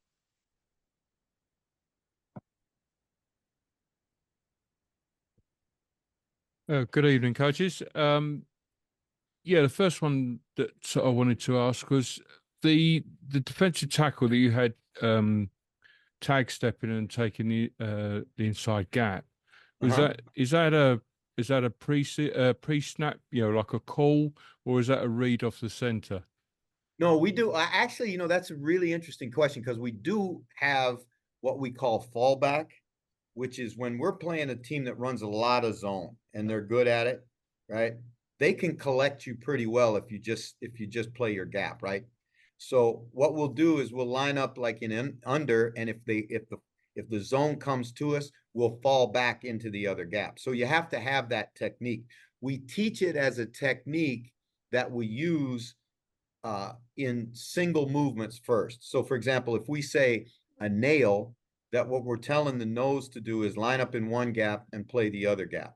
if we say tail, it's the tackle lines up in one gap and plays the other gap. So again, what that does for us, or what we've seen, and this is, we started running this in the CFL, and it was really, really good for us.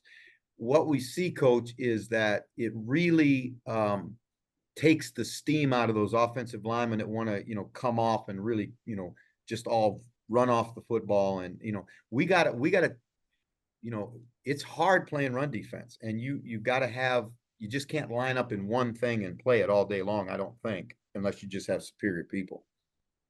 So it is a technique first, and then it is something that we build into. One of the things that we do, and I think this is important for you guys as you build your own structures, is when you inventory, and Ricky and I just went through this process, we're going to be in training camp in 2 days, right? So what we've put together is what we call a menu, and it's all the techniques that our players, in every call that we have in our book. And I'm telling you, Dennis's book is pretty lengthy. It's pretty involved, right? So we may have 75 or 80 things that we're asking a player to do. Well, first of all, we have to be able to name them, label them, categorize them, and then teach them. And so what we have, Coach, in my office is basically what we call the menu, and it's all of our drills, all of our techniques, and we just check off each day when we work on that thing, because it helps you, it helps you stay organized and make sure that you're, because we don't want to get to UCLA and it's all of a sudden we haven't, oh God, how are we going to do this because we haven't used that technique.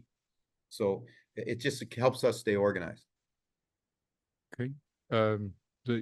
Rick, is it okay if I had asked the second question? Hey, go ahead, Coach. Come on, go ahead. Okay, no worries. The other thing, the moment of genius with using the post pads for some of your drills. I mean, we use them just for get offs, or rather the hand placement, firing the hands. But those tackling drills and that sort of thing. Do you do those pre-game as part of your warm up, or is that just something that you use in pre-season? Yeah, I gotta throw kudos where kudos belong. I had an opportunity to work at 2 different places with a guy named Randy Melvin. And Randy Melvin was NFL coach with the Patriots. He won a Super Bowl with the Patriots. He worked for the Cleveland Browns, and I worked with him in 2 places. And Randy made more use out of the goalpost than anybody I've ever seen, because I've seen other people, do hand shivers into the pads and all that stuff. But he really took advantage of the fact that those pads they're uniquely shaped for defensive linemen, because they force you to get your hands inside. You can go ahead and swat and club and do all those things and not have to worry about hurting your forearm or, hurting somebody else. And we make use of those things like crazy. As a matter of fact, when anybody starts coming down in the end zone, we get a little territorial. We don't want them fussing around with our posts. Thank you, Coach. Coach Brennan, James Brennan from Worcester, if you'd like to ask your question. Oh, Coach, I think you might be on mute. There we go. Hi, Coach. How you doing, James? Hey, let me good, ask you a question. Is it Worcester or Worcester, or is it? It's Worcester, Coach. Worcester. Yeah. My question sort of regarding stance, as you said, everyone's different. Do you have any set sort of criteria or points you look for to help players reach their workable stance? Well, I think first of all, you have to look about, like I gave you today what works for us, right? Now, if I was playing, like if I was working for Dick LeBeau and we were in the 3-4 and we're down keying everything and we're 2 gapping and all that, we would change our stance to reflect a more parallel stance. But because we are an upfield attacking defense, our stance has to reflect that, right? And now, when we get into long down and distance, we'll even let them narrow their stance more and take more all that stuff, right? But when we talk about a workable stance, it's so much dependent upon what their body is like and what they can do physically. So a long-legged guy is going to have a different stagger in his feet than a little short guy, right? So, for example, Daniel Williams has a much different stance than Jamar Sakona, who's a big 6'4", 280-pound guy. What I think will help you is, and in this day and age with the phone, is so cool, right? Because when I was playing, there was film and that's all there was, right? And so, like, if you were working on your own, you couldn't see yourself, right?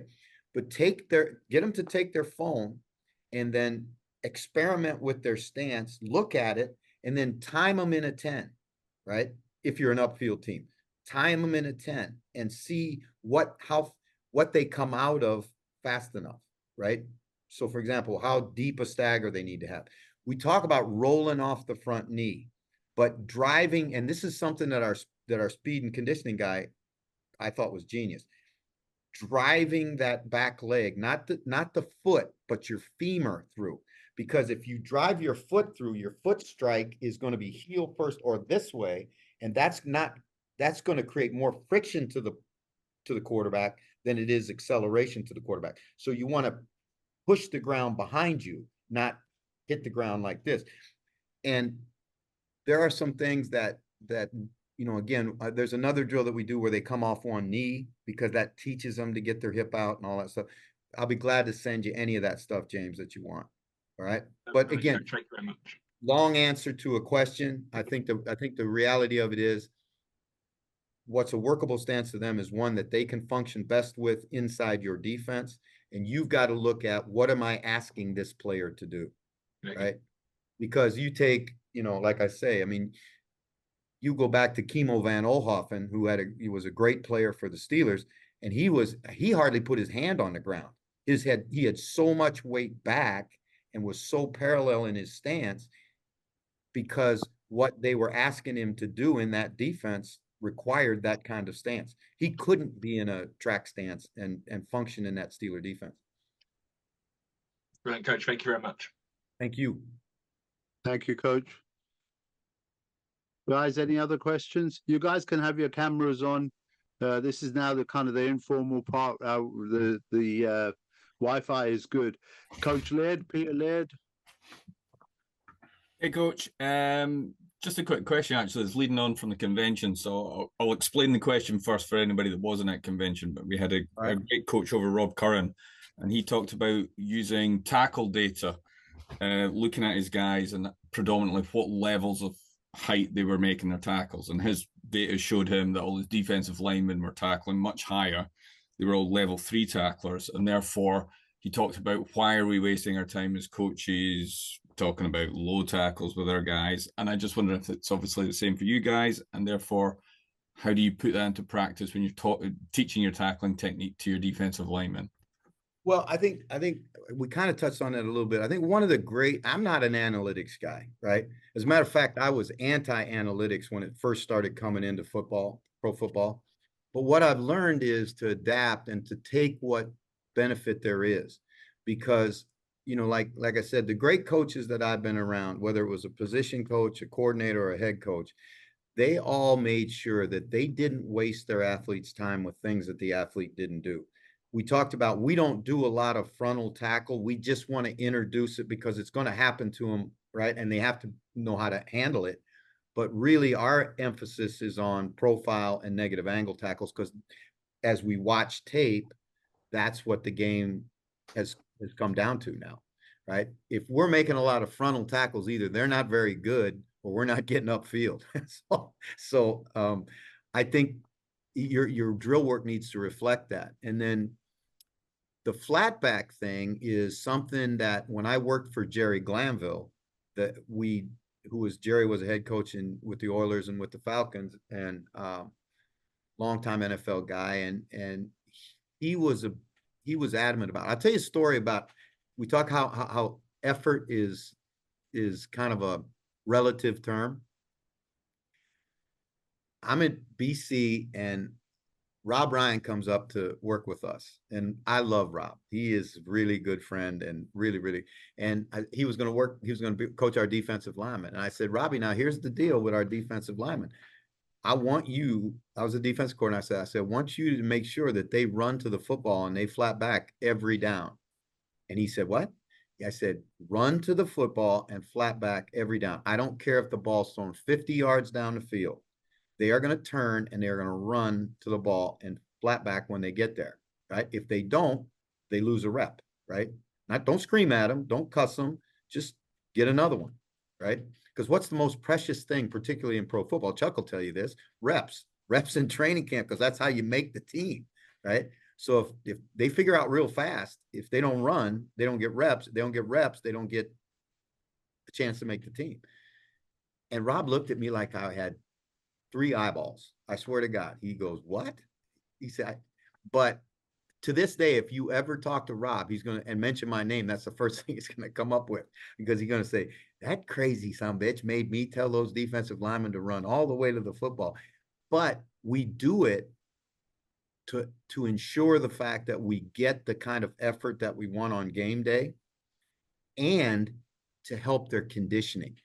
We're getting their conditioning and they don't even know it, right?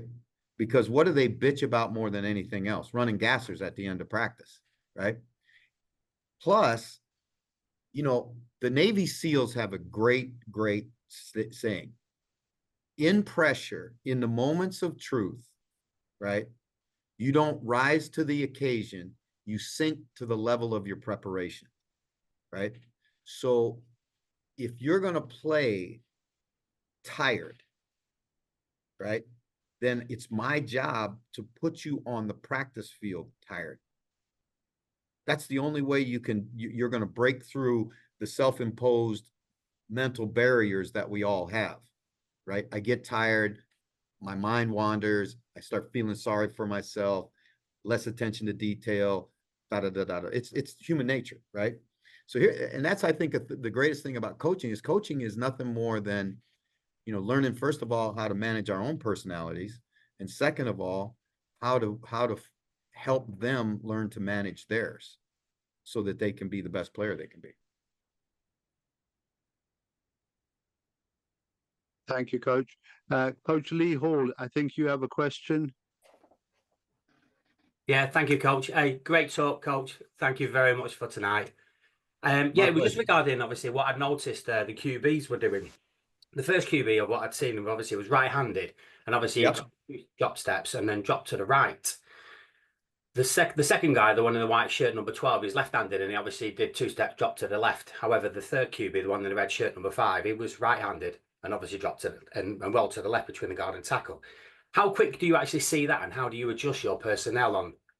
Well, this is a really good question. It's a good football question, right? One of the defensive line coach's jobs is to create awareness in all the rushers, whether that's a linebacker from the second level, a DB in a secondary blitz, wherever, of where the set point for the quarterback is, right?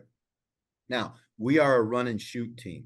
And so what you notice with the run and shoot is that the quarterback is on a little soft roll, either to the right or to the left. He's not going to be back behind where he takes the snap 9 yards deep very many times. So in training camp, we practice against our offense. So we practicing against somebody who would half roll. And so that's again, one of the things that, we really focus on, because as you watch your opponent, right? What does the quarterback do? What's his set point? Where does he go when things start to break down? Is he a scramble to the right guy? Is he a scramble to the left guy? As you build your rush package, right? See, like, for example, the way we do it here, and I think it's pretty universal, is Ricky and I will sit and we will go through the run game, but we'll also go through the protections, and we'll label the protections, and we'll talk about each of the protections, and because every protection has a stress point. Every protection has issues. Now it's our job to design a rush package that takes advantage of those issues, right? Whether that's a personnel issue, a schematic issue, you know, whatever. And so there is a point where they normally will be. You know what I'm saying? So if you play, I don't know, let's say you're playing Pat Mahomes, and he's going to, you know, the problem with him is he may be there for a little bit, but he may not be there very long. So you better get him fenced up. And I think that idea of the fence, I think, is really important for you guys to understand. And that's, and let me say that this, Lee, remember the fence is, in the perfect world, it's the two low guys pushing from right and left inside, and the two high guys coming and containing from outside. But we all know that the game isn't a perfect game. It's played by imperfect players and imperfect coaches and imperfect officials and all of it, right? So they have to be able to adjust on the run.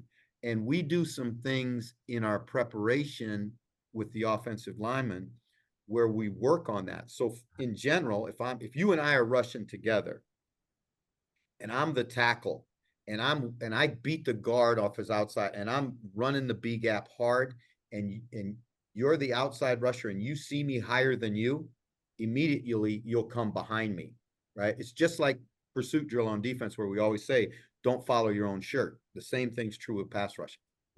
Thank you. Thank you. I believe, thanks, Coach. I believe Coach Barnes has another question. Yeah, I've got loads of them. Go far away. No, it's about pass rushing, Coach. I've sort of read or heard in a podcast about classifying types of pass block, such as, you know, an offensive lineman, you know, principally tackles, but I would imagine it applies to guards too. Punchers, clampers, high, low, you know, in relation to their hand placement and what they do. Do you classify the guys, you know, your opponents, when you're scouting, or do you have you know, a more simplistic term for them, or how do you approach it? No, particularly early in the week, Ricky and I will go into the film room and we'll look at every single one of them, all 5 of them, and any significant backups that they have. And we'll break each of them down once we've said, okay, this is what we call 60-61, which is center back split team, right? And then we'll say they do, you know, okay, this is what the stats tell us we're going to see. But then inside of that, what is the guy? Is he a soft setter? Is he a high setter? Is he a quick setter? Is he a quick jammer? Does he get his nose in front of his feet, right? So once you do that, then we go back in and we cut up individual cut-ups of each guy. So for example, when we present to our players, we say, okay, now this is Jimmy Jones from UCLA, and this is 10 snaps. What do you see? We don't tell them, we say, what do you see? Because one of our jobs as coaches is to help them learn how to watch tape. Because typically, and I mean, even in pro football, I saw them come to us this way. They're going to watch the ball, right? Just like they were at home watching it on TV, right? It's the pros, the real pros, and I think Chuck would second this.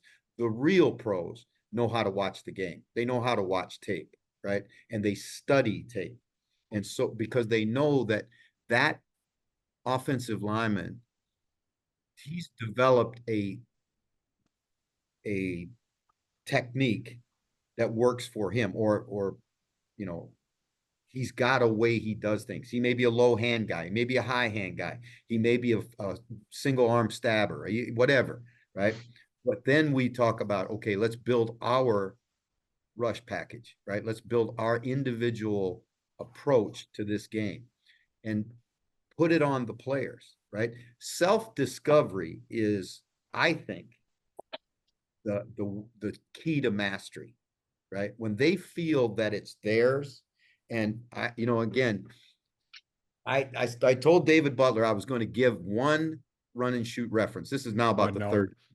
All right. This is now about my third one.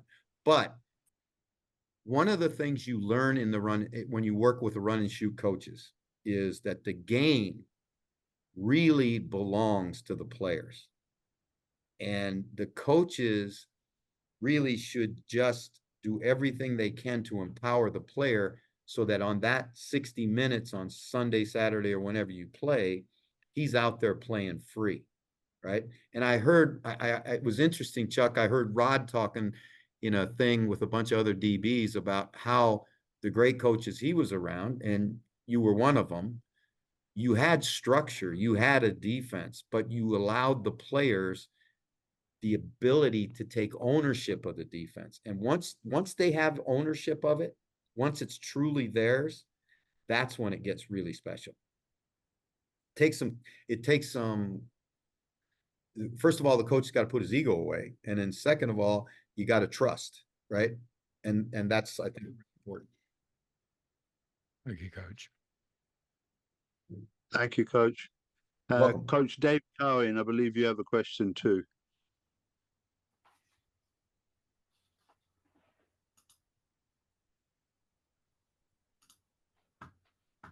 I think you're on mute, Coach.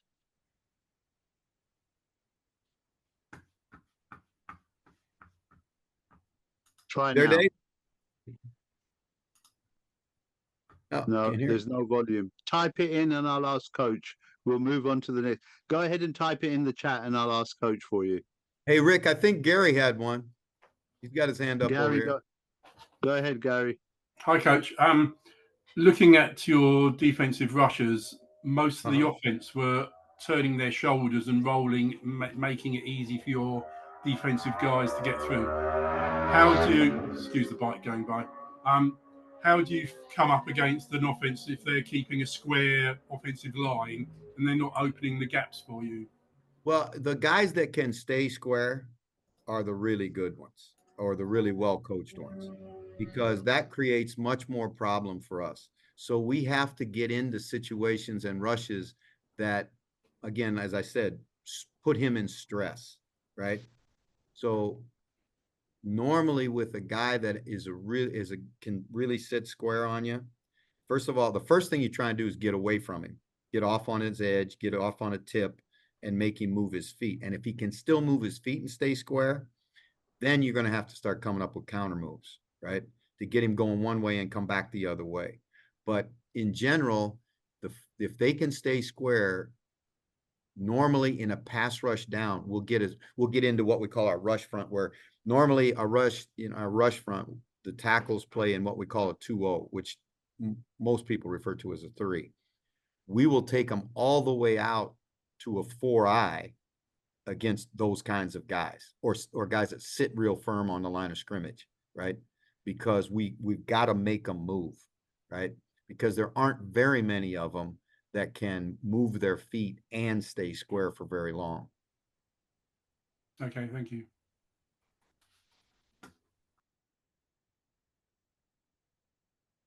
Is any more hands? I'm checking this. I'm still waiting for Coach Cohen to type his in. Coach, I have a question for you just very quickly. I know that we've been working on the defensive line. How much time do you spend as a group with the linebackers going through the dogs with them? A lot. You know, for example, we were just going through what our, insertion schedule is and how we're going to practice and all of that in training camp.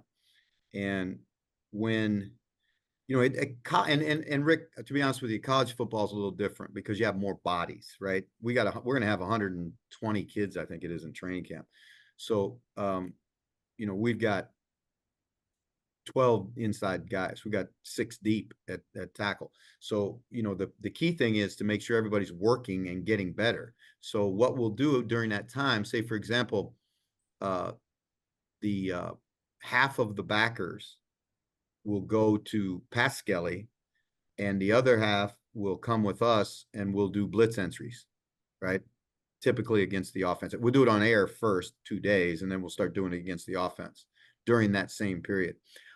I know that there are a couple drills that I think in football are overrated. Now, this is going to sound like heresy, but we don't do an awful lot of one-on-one pass rush, right? because I don't think it's a very realistic drill. It's really in our favor. And the same thing's true like one-on-one with your DBs. It's great when it's a technique drill and it's controlled and all that stuff. But remember, these are competitive guys. And so if you're in a one-on-one drill as a DB and the guy's giving you triple moves and the quarterback's holding on to the ball for 4.5 seconds, that's not realistic to what the game's like. So we always strive for realism, and we will do one-on-one pass rush to work on technique, but really not very much. We'll spend more time in, what we call blitz pickup. Cool. I've got the question from Coach Cowan. Hopefully I'm reading this out correctly. His question is, assume the nail and the rail are a reaction rather than stunt. How does this affect the interior backer's insertion or fast flow, slow flow? That's great. That's a great question. And here's the thing that we say to the backer. When we are moving, right, he wants, first of all, their alignment has to be exactly the same as it was in our base package, right? So, for example, if we're in over defense where the mic is in the A gap strong because the 3 techniques outside of him, he's got the B gap, and now we jump into that A gap, that backer has to stay there until he gets color in front of him, and then he can jump over, right? Because it's very analogous to a twist, right? If that tackle can't get into the A gap and there's no color in the A gap, then you better stay in the A gap, right? Because we got a problem, Houston, right? If you just all of a sudden just jump over and now that ball cuts back up inside of us. So the backers, I heard it said this way a long, long time ago, and I still borrow the terminology. The backer will make you right. Do you understand what I'm saying? Because he has time and distance to react to what happens to you. If you come clean in the A, he's going to jump right over, because basically, if you think about this, and I thought about this one time, I thought, shit, why am I making this harder than it has to be? What does the backer do? He does exactly what the running back does, right? The running back's not going to run up into a bunch of color, right? He's looking for space. Well, the same thing when you're, unless it's a down and out entry key, right? As a backer, you're playing leverage on the football and then attacking the line of scrimmage once the ball starts to declare. Because if you get up in there and you just run up in there and there's no color in there, the back ain't going in there, number one. And number two, you're going to get caught in traffic and in the trash, and the ball's going to cut back, and you're not going to be able to redirect and get back to the football. Thank you, Coach. Coach Drury from Cambridgeshire. Coach, jump on. Good evening, Coach. How you doing? Great, man. How are you? Great, thank you. I was just curious about the difference between pre-season and then in-game. A question in the chat was more about if you're seeing something not going your way and you've done all this pre-season training drills, it's not going your way. Do you do many adjustments in a game, or do you just point things out? Do you rely on the coaching from pre-season? Well, that's a really complex question, right? And I'm going to do my best to answer it. I think that, obviously in-game adjustment is critical, right? Because it's never going to be perfect, and you're never going to see exactly what you thought you were going to see. So you got to give, we always say this to the players. I said, they're on scholarship too, and their coaches are getting coached too. They're getting paid too, right? So they're going to, we're going to play Delaware State in the opener, and we think we know what they're going to do, and they're going to come out and they're going to have a wrinkle for us. We have to have the number one, we have to have the mental toughness to understand that, right? Football guarantees us all one thing, and that's adversity, right? And that's not just a cliche, that's the freaking truth, right? So we're going to face adversity no matter who we play. It may be adversity because there's a player that we didn't anticipate was going to play plays, right? We get the weather. I mean, there's so many of them. We don't control them, but what we control is our ability to react to that adversity. I talked, and this is interesting because Ricky and I went through this last week, and we talking about how you teach your structure, right? If you just teach memorization, I mean, I'm just telling you, that's an invitation to trouble. You need to teach concepts and techniques first. You understand what I'm saying? Because, you know, we can say we're going to do this, this, and this, and then all of a sudden we get in the game and this, and this isn't what we need. You have to have taught enough conceptual football to your players that they can react, and you have a language of teaching that allows you to adjust the technique or defense on the spot, right? And that was one of the great gifts of all those years in pro football was, you know, it was not unusual in the CFL, and particularly early on in the CFL when rosters were really small. You might get a guy in on Tuesday and he's got to play on Sunday, right? Well, you better have a system that's easy enough to teach and makes enough sense that he can go out there on Sunday and perform and adjust from that original, you know, game plan. And so, like, for example, we take our techniques and we say, all right, now, and Ricky alluded to it, he used the language. When we're playing a 2-0, what's our pressure key? What's our visual key, right? We play in a 4-eye. What's our visual key? What's our pressure key? And this happened to us. It was really a great lesson for me. We were playing Purdue when I was at Hawaii in 2006, and they came out here and they had a kid named Sheets, who was a really good running back, had a moment in the NFL, and they would run zone, right? And what they would do was, if you played 2-eye and you down keyed the center would go to the 3 technique, and the guard would punch, because you would step that way, the guard would knock you over and then climb to the backer, and the ball would cut back. The nose couldn't get back to the ball. It would cut back too fast. And so after the first series, my nose tackle, a kid named Mike Lafayette, who's now a really successful high school coach here in Hawaii, came to me and said, Jeff, I don't want to down key the center. I'm just going to key the guard, because he knew that the down key was actually hurting him, right? And so he started playing into the guard. We were much firmer, and the cutback wasn't as clean, and the backer had less space to go. But that was a player on his own making an adjustment because he had learned how to play the game, right? It wasn't just, okay, this is over defense, right?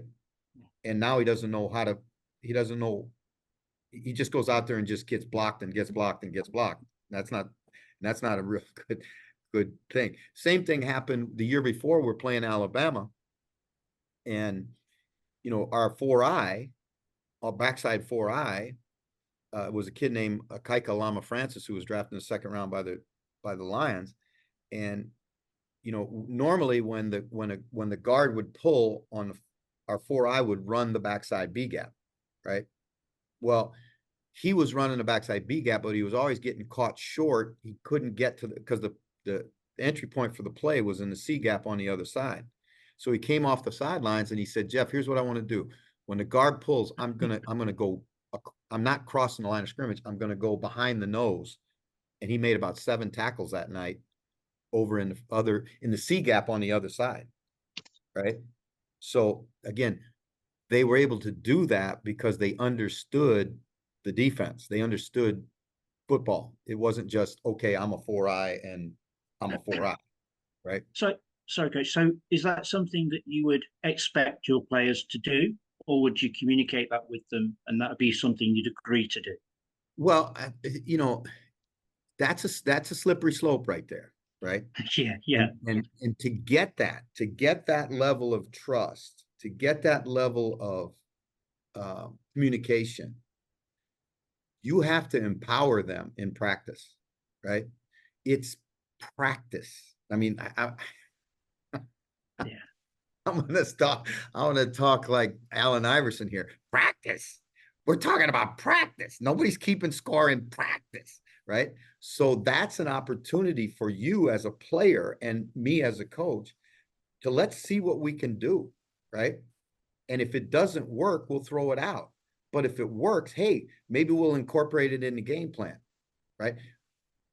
But I would say this to you only when they've proven to you that they understand, right? When you know that they're ready for it, give it to them, right? And you can always pull them back, right? But I really encourage us as all as coaches to give the game to the players. Thank you, Coach. Great answer. Thank you. Coach, I've got one question for you and one question for Coach Ricky. All right. So you've been coaching more years than I've been born. So the question I have on for that you now. You got more gray in your beard than I got. That's silver, Coach. Get it right, silver. Coach, you've coached in the CFL. You've coached many different positions. Does your core values change as you go from one position to the other? Have you thought in different ways? Because I know you've coached on both sides of the ball. I don't think so. Obviously you're dealing with different populations, right? You're different, just demographics, right? A group of DBs is different than a group of offensive linemen. It's just the nature of football, right? And so you have to be, number one, authentic. I think this is really good stuff to talk about, right? As coaches, we have to be authentic. We have to be who we are, right? And there was only one Dick Vermeil, right? I can't be Dick Vermeil. I can espouse a lot of his values and all of those things, but I'm not him. So I've got to be me. And I think number one thing players look for, and I had this said to me when I first went to pro football, and I'm younger than the linebackers I'm coaching, and I don't know if I can do this. And I'm walking out this is a true story. I'm walking out to training camp the first day, and the defensive coordinator, he knows I'm nervous as, whore in church. And I'm walking out to the field, and he comes over and he just kind of elbows me and he goes, "You all right, kid?" And I say, "Oh, this is going to be interesting. I hope I can get this done." And he said, "Let me tell you something. Don't bullshit him. Don't bullshit them, because if you bullshit them one time, you're done. If they ask you a question that you don't have an answer for, just tell them you don't know, but you'll find the answer for them." Right? It was the best advice I ever got. Right? And so I was able to go out there and work with those guys. Plus, I had good guys. Right? I had good guys. And I was able to go out there and work with a group of professional football players at a position that I had never played, right? And, sometimes players think that this coaching thing is easy until they do it, right? And then they do it and they go, "Man, that ain't as easy as it looks," right? And I really am interested for Chuck to give feedback on this one. Players want more than anything else. They want to succeed, right? What is that to a kid at the Lancaster Bombers?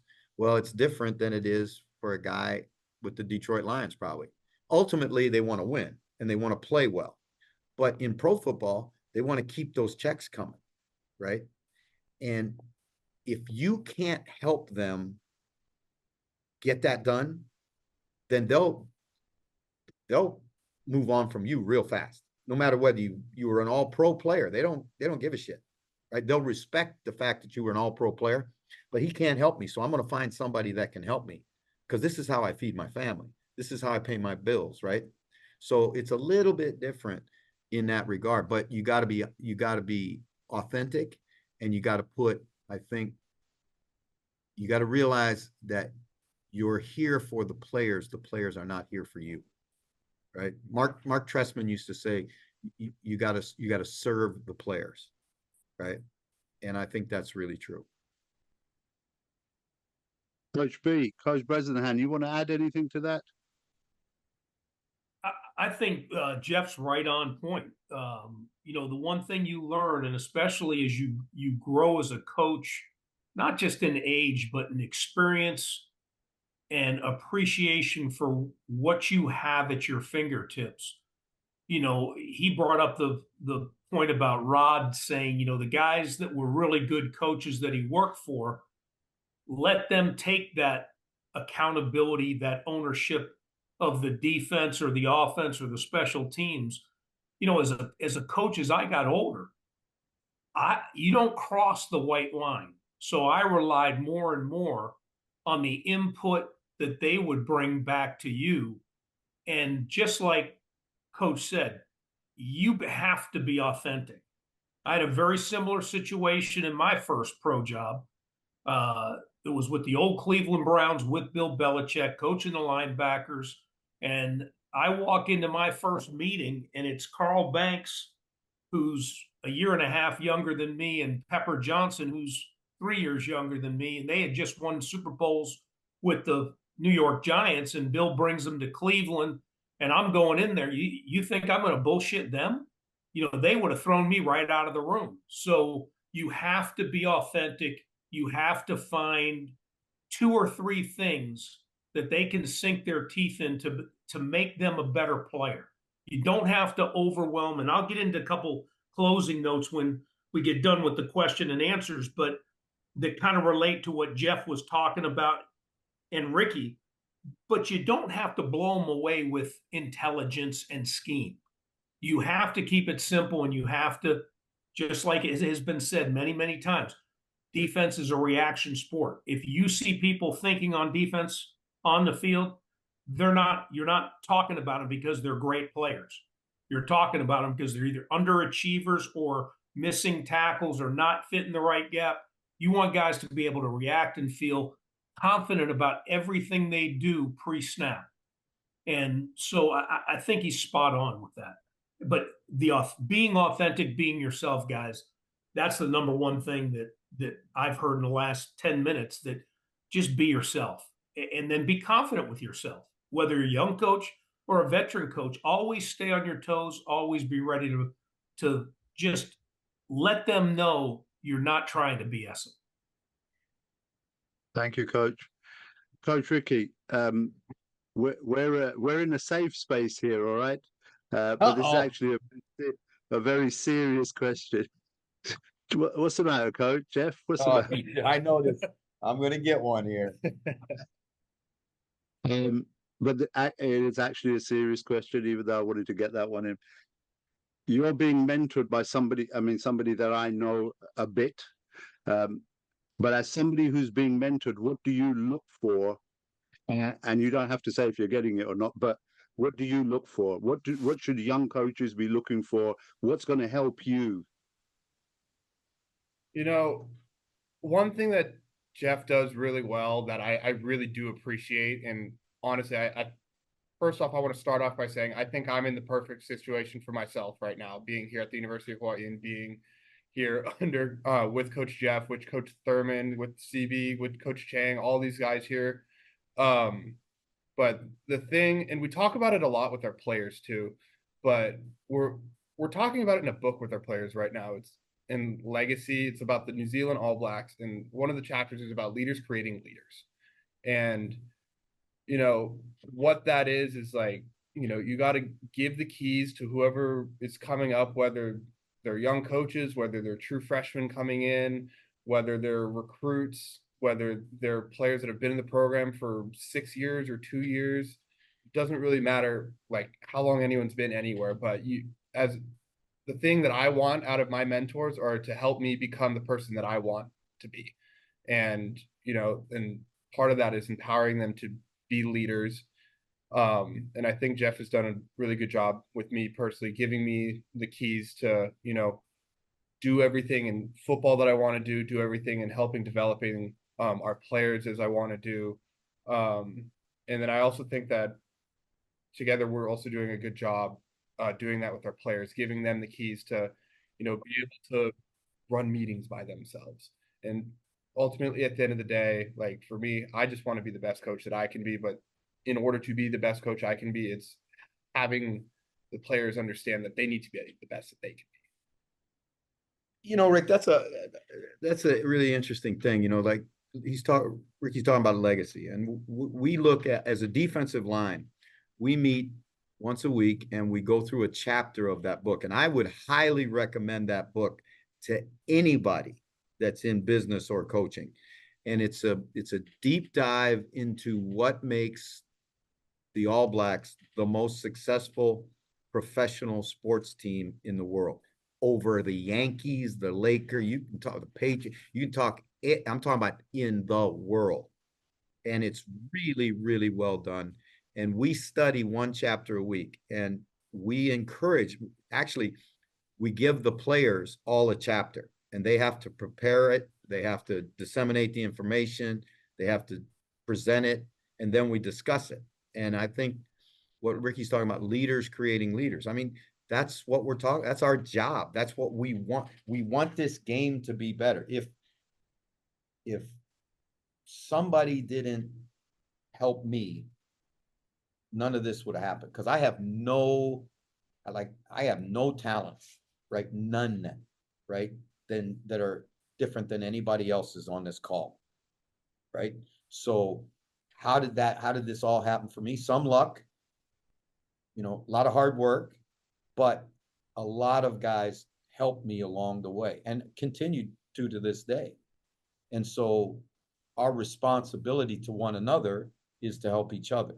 And that's the greatest thing I think that Rick and Chuck and Rod and all the guys that are involved in these projects are doing, because it's gotten, fellas, I've seen it for a year. I've watched it for the last year, every Friday, right? And participated a lot early when you guys first were getting started, because I wanted to generate momentum for the project. But now it's cool to step away and on Friday, read what you guys say to one another.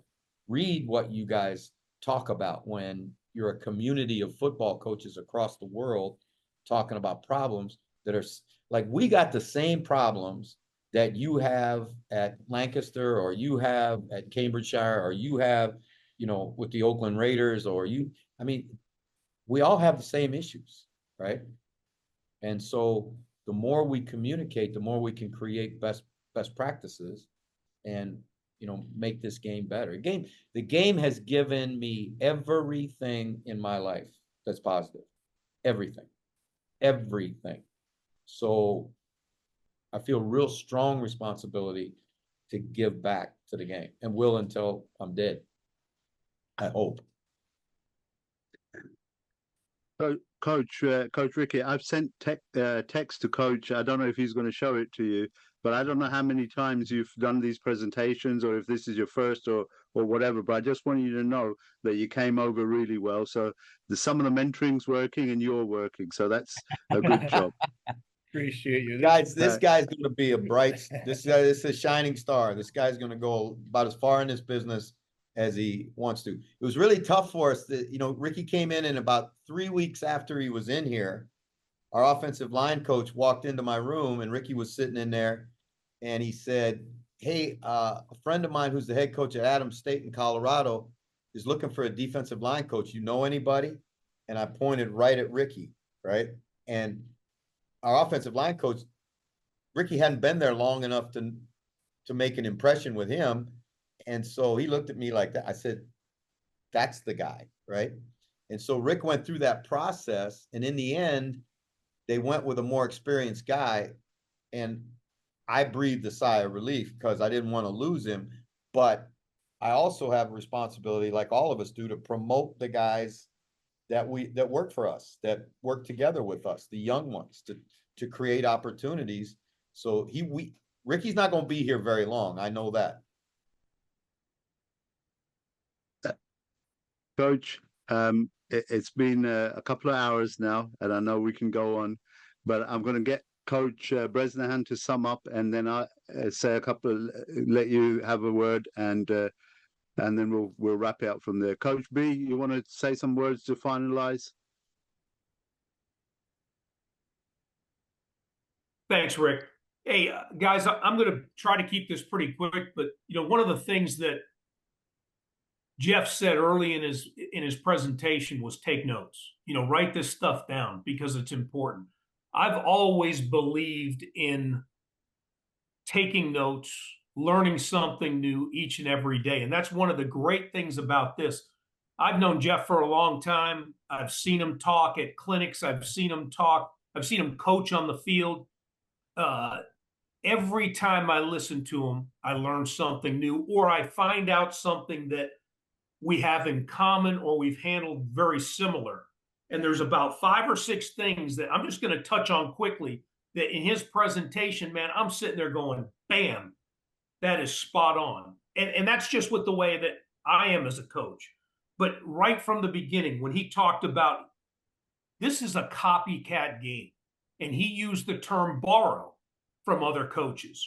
You know, most coaches say, well, they stole it from this guy. I believe in borrow because football is cyclic, man. So things just go around, come around. It's not invented new each and every day. So if something fits what you're doing, borrow it. The next thing is, I loved it when he said that one of his players said he listened to the receiver coach. All right. I've kind of got the same background where I've coached every position on defense. I've coached on offense.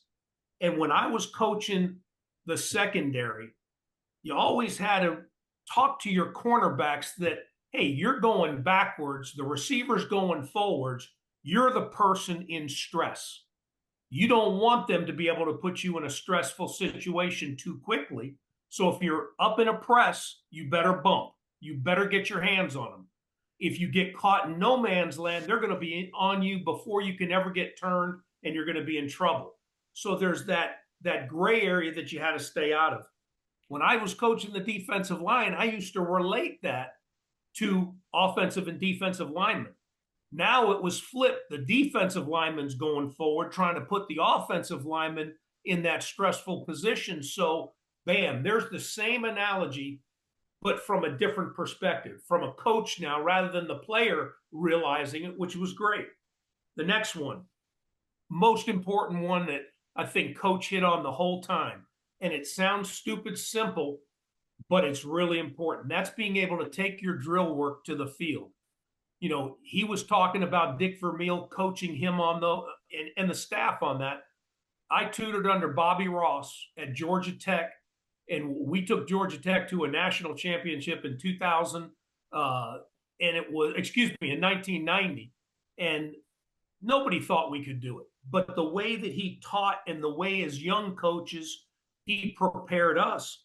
In drills, he always said there's a purpose, there's a starting point, there's a finish point, there's a tempo. And by God, when you get done, you better be able to show that player on tape how that drill work applies to either a phase of practice, a phase of a scrimmage, or on game tape. And man, I have lived by that my entire career. So again, you're sitting there checking these things off. Next one quickly. When Coach talked about working a quarter man, I about jumped out of my seat because you hear about people playing head up and like Velcro stuck to people.